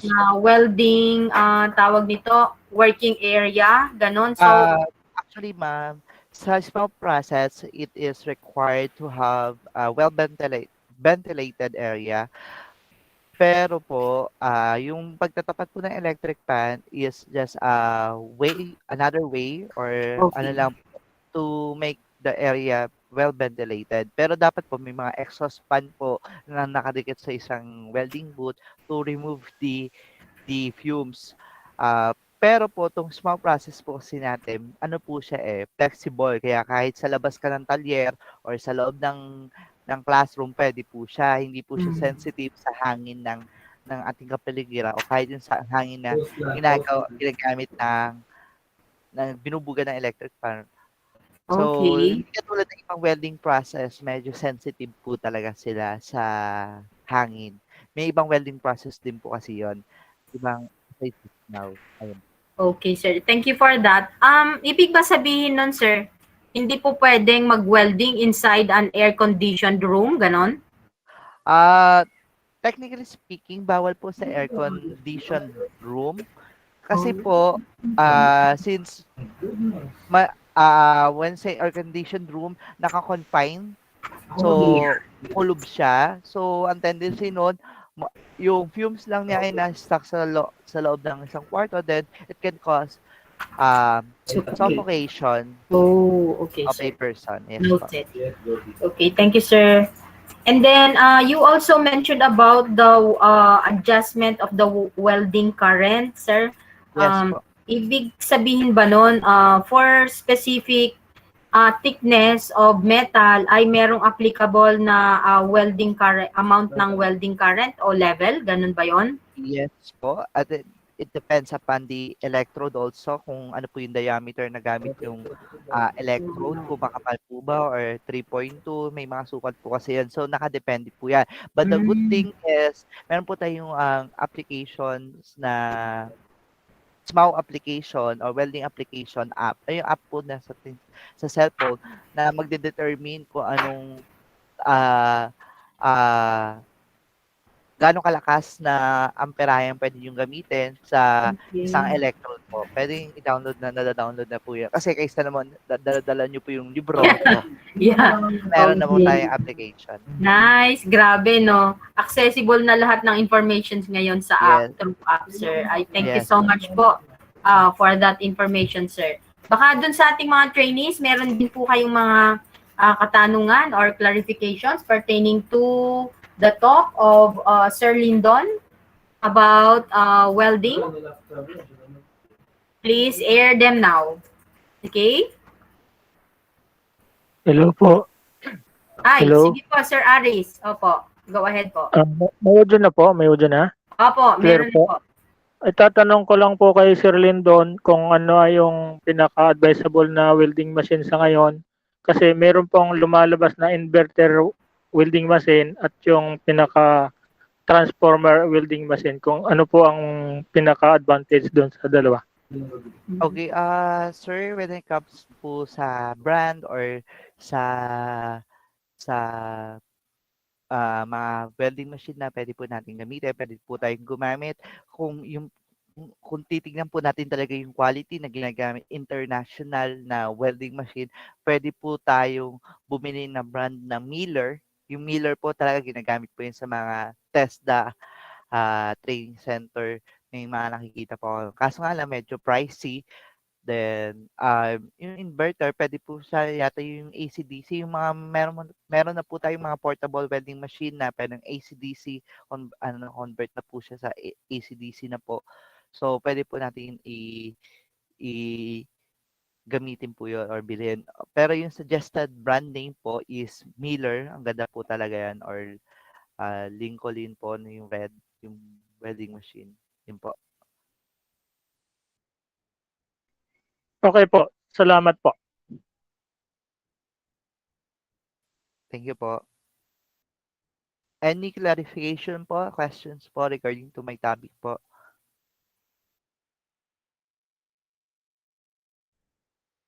How about po yung mga ano po, yung mga small students ko, baka may nais pa kayong tanongin na hindi niyo pa naitatanong sa loob ng halos magdadalawang taon na pagsasama natin. How about po yung iba, automotive, electrical po, electronics?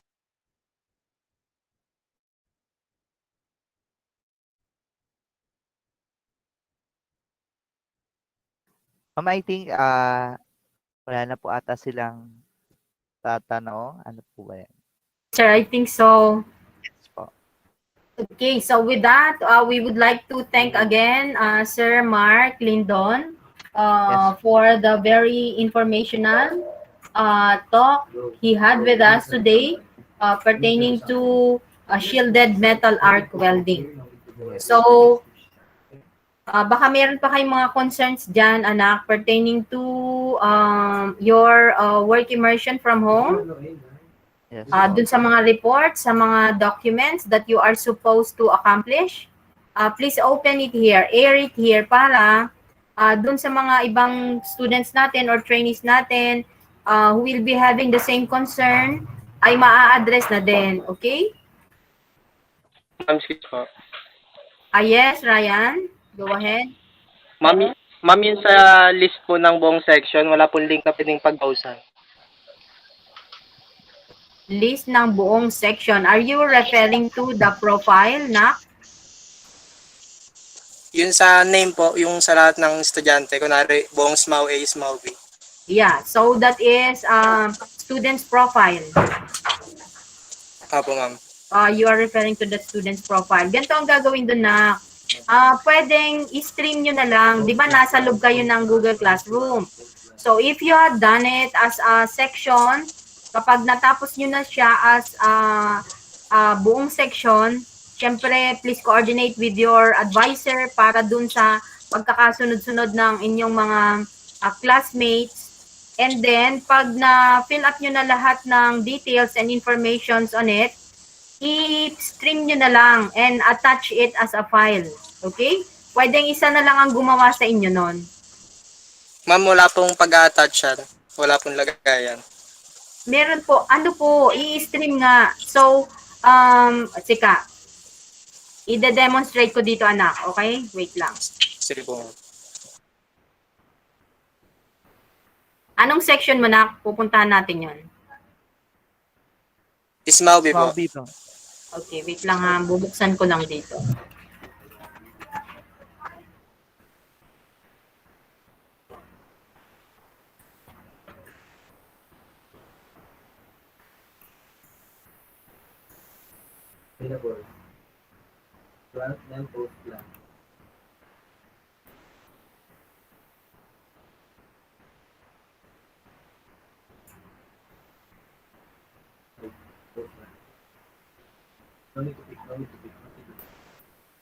Okay, so are you seeing my screen? Yes, ma'am. Okay, so ito po yung ating virtual training center. Okay, mamaya meron din tayong pag-uusapan patungkol dyan, yung lalo na dun sa EIM. Okay, babalikan natin yan. So punta tayo dun sa, anong section mo na? SMAW B po. SMAW B. Okay, let's go to SMAW B. Ayan, so SMAW B.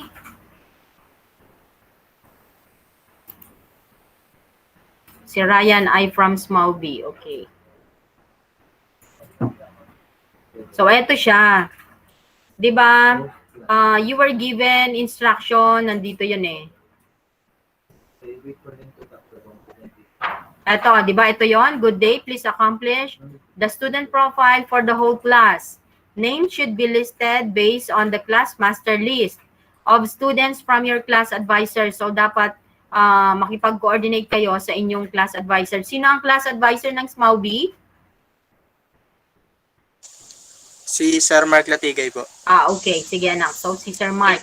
Siguro, i-join ko din dito sa, sa room na to si Sir Mark. Okay? So, in alphabetical order kasi yan. Boys first, followed by girls.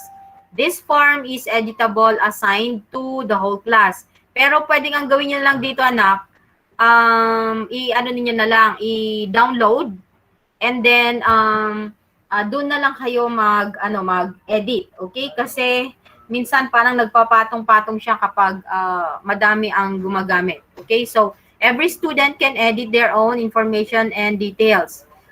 Please work collaboratively and complete this form for us to identify who had finished the immersion and who has not been deployed yet. Kasi kailangan naming makita kung sino pa yung mga hindi pa na-deploy. Lalo na ngayon, malapit na kayong matapos lahat. So how would we know? Ito yung aming magiging basis. Okay? So, ang gagawin ninyo, so download this one. Okay? Buksan nga natin. Ayan. So, i-download nyo na lang siya. And then, do it offline. And then, pag natapos nyo na siya, gawin, may kasi merong master list yung teacher nyo. So, might as well coordinate with him. Pero dun sa mga informations like, for example, may iba kasing informations dito na sana nandun din sa advisor ninyo. Yung contact number. Wait.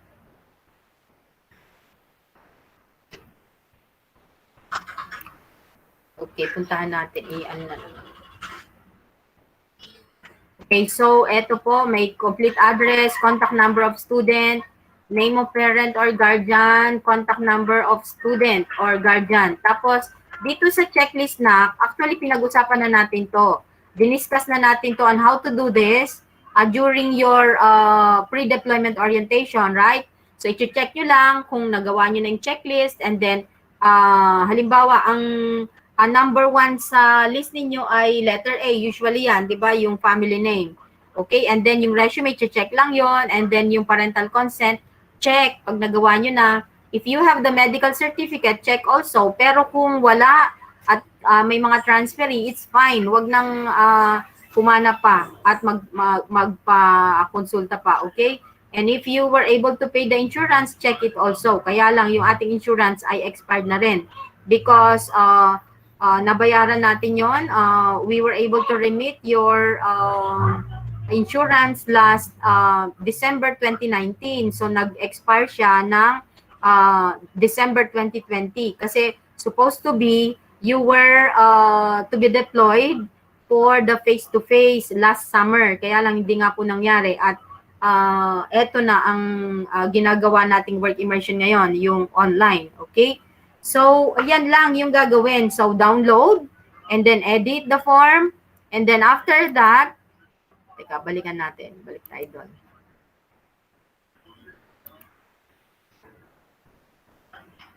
Okay. SMAUB. Okay, so bumalik tayo dun sa SMAUB. Ganito ang gagawin, anak.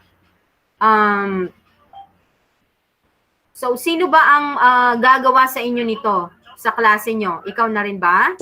Ako na rin po. Okay, that's good na. So, ang gagawin mo, dito na sa streams, di ba? So, yan. Click on the stream. Ito yon sa stream. Tapos, dito na, click on this. Yan. Tapos, ma'am, ilalagay nyo lang dyan. Ma'am, isasubmit na po namin. Ito na po yung student profile. For example, kahit ano na lang, student profile.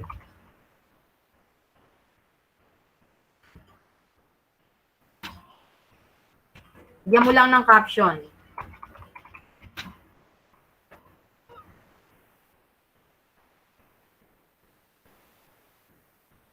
Class student profile. Okay? And then, click on this. Okay? Please take note, anak, ha? Click on this. Click add. Okay? Kung kukuhanin mo yung kung na-save mo doon sa desktop mo yung file, so click on this, file. Or kung isinave mo naman siya sa Google Drive, or halimbawa nasa email mo kukuhanin, click yung link. Okay? So mag-a-appear yan. Kapag yung file is saved on cloud. Are you getting my instruction? Apo, ma'am. Okay po. So yan, alam ko naman teki kayong lahat na. So, click on this add. Kung nasa desktop yung file mo, click on file. Ayan, so browse mo lang siya. Okay, and then hanapin mo na doon. If you saved it on desktop, click mo yung desktop at doon mo na yon kukuhanin yung iyong file. And then click open and then click save. Yun lang na. Okay, do you get it now? Apo, ma'am. Thank you po. Okay, so madali lang yon. Ganun lang po yung gagawin. Hindi na kailangan ng pagsasubmitan. Dito na mismo sa ating Google Classroom. It is here. Okay? So, i-add mo lang siya as a file or as a link and then post. Nasubmit mo na. Okay? Through the stream. Okay? Kasi hindi ko na siya inassign na classwork. Dahil okay, discard muna natin ito. Hindi ko na siya inassign na classwork. Kasi ang classwork nyo lang na nakalagay dito ay yung SWDA Work Immersion from Home Program requirements. Kapareho din ng requirements na hinihingi dito sa SECAP. And then yung industry evaluation actually pinasubmit din namin dito. Kaya kung nagawa nyo na dito, madali nyo na lang isasubmit doon sa dito sa ating SECAP-SWDA, di ba? Kasi sa classroom nyo pa lang, sa Tansa National Trade School pa lang, pinapa-prepare na namin sa inyo ang mga deployment or requirements for the work immersion at ito na nga yung mga yon. And then after that, 'di ba? Babalik ulit tayo sa ating classroom pagkatapos ng ating work immersion. And that would be the time na gagawin na natin yung narrative report. Ito. Every one of you had been assigned with the narrative report template. Nakikita nyo ba yon sa inyong account sa classroom? Apo, ma'am. Okay, so eto na yon. Ayan, no, 'di ba? So wala pang nakakapag-submit kasi syempre hindi nyo pa naman natatapos. So ayan, eto na yung template na napag-aralan na din natin, na-discuss na rin natin kung paano gagawin during our pre-deployment orientation. So eto na po yon. I-accomplish lang natin or 'di ba may dalawang option tayo for the work immersion narrative report. Ano nga yung isa? Aside from this, doing the soft copy or the pwede rin kasing i-print to at maging hard copy siya, the narrative report, at ano pa yung isang option natin? Narrative video, ma'am. Yes. So we can also make the narrative video. Yun yung ating option na isa pa. Doon sa mga gustong gawin at isubmit ay ang narrative video, video or ano ba tawag dito? Promotional. Samahan nyo na rin siya ng parang promotional narrative video, ganyan. It should contain details or discussions that you had from day 1 hanggang day 10. Okay? So, dapat kasama lahat doon sa narrative video natin, ang ating mga natutunan, ang ating mga talks, ang mga topics that had been discussed to us from day 1 up to the last day. Okay? At pwede nyo ring samahan doon ng mga outputs ng students. Okay? Para makikita doon sa inyong video. It should be a narrative as well as a promotional video. So, meron kayong dalawang option for the work immersion narrative report. It may be a video and the narrative report itself. Nabigyan na bawat isa sa inyo ng template that you are supposed to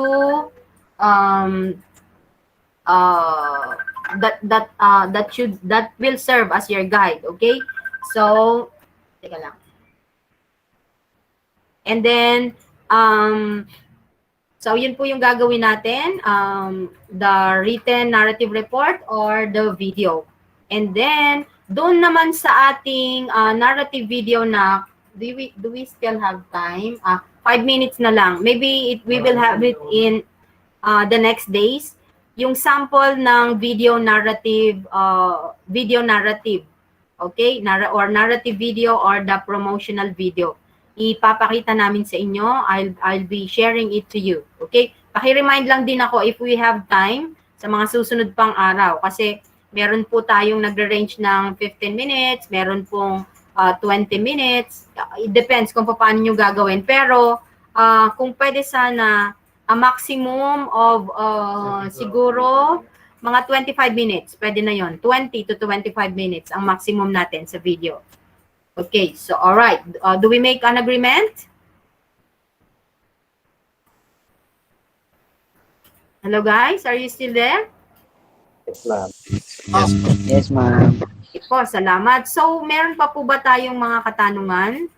Ay, kanina pala, I was, okay, balik po tayo ulit doon sa ating classroom. Okay, let's go to the second SECAP-SWDA. Okay, let's go to your classwork. Ayan na. Dito, we will also be uploading the materials used by Sir Lindon, yung kanyang YouTube channel at saka yung kanyang PowerPoint presentations. We will be posting it here for all of your reference. So dyan makikita nyo lahat, andyan yung mga materials natin. From day 1, ayan yung talk ni Sir Narvin. Andyan naman yung ating materials for day, what do you call this? Day 1. Okay, hindi ko lang na-attach dyan yung website. I will be posting it also. Okay? And then, ayan po. So, punta tayo dun sa classwork. So, you have been assigned a classwork on EIM. Diba? Ang nakalagay po dito, process flow on installation of electrical service. Teka, tingnan nga natin. Buksan natin po.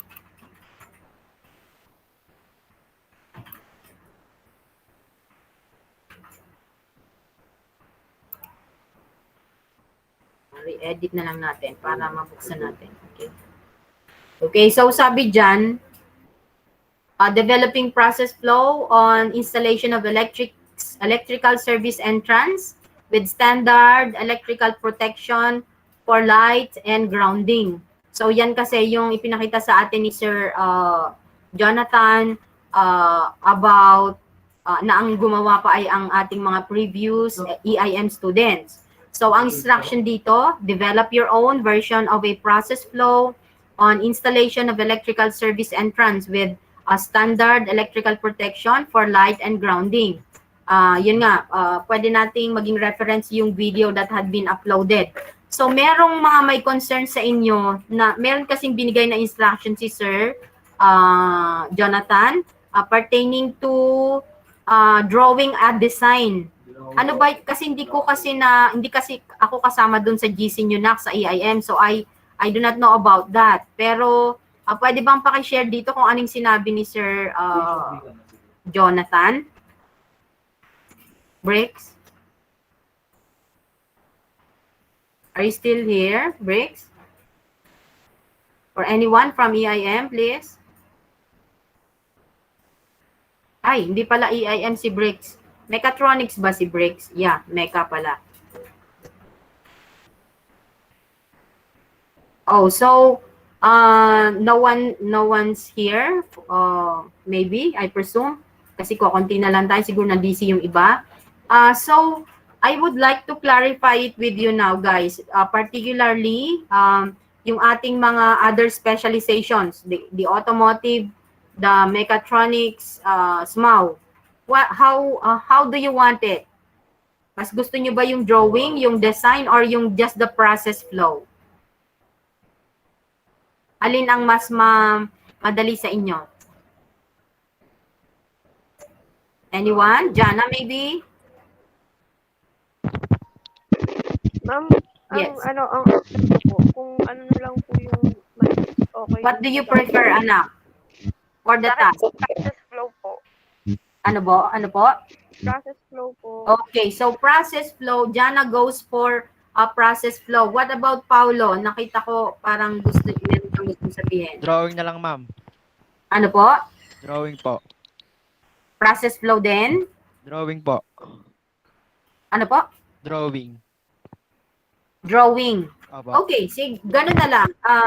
If you are more convenient at the drawing, okay, let's have it. At kung sino naman ang tawag dito, ang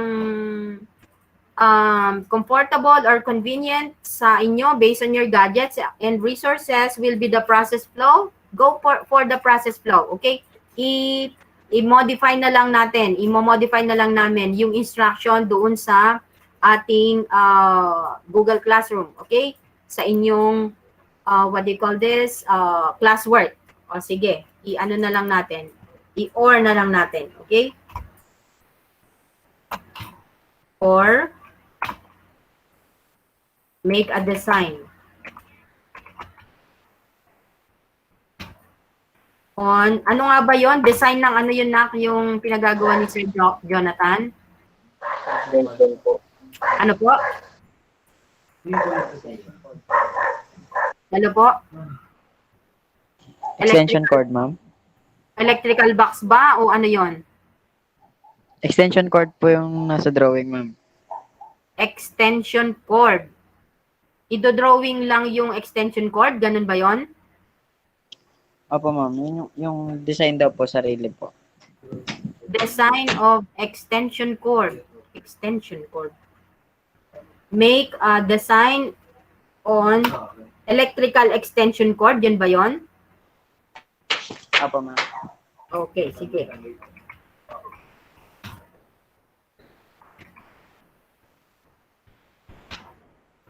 Okay, so yan po. Yung Ma'am, isa pa excuse me natin po. option. Yes, go ahead. Ma'am, si Sir Lindon po. Hi, sir. Hi po. Apo. Ma'am, pwede po ako mag-exit na po. Punta lang po akong school ngayon. Yes, sir. Sure. Thank you so Apo. much, Sir Lindon. Thank you, thank you po. Thank you po Thank you, sa sir. lahat. Thank you. Sa lahat po nakinig. Thank you po. Bye.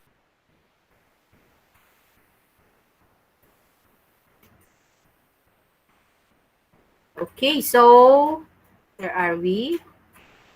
Balikan natin yun na. Okay, so yan. You will have two options here. Develop a process flow or make a design on electrical extension cord. Ayan po. So, yan na lang ang ating...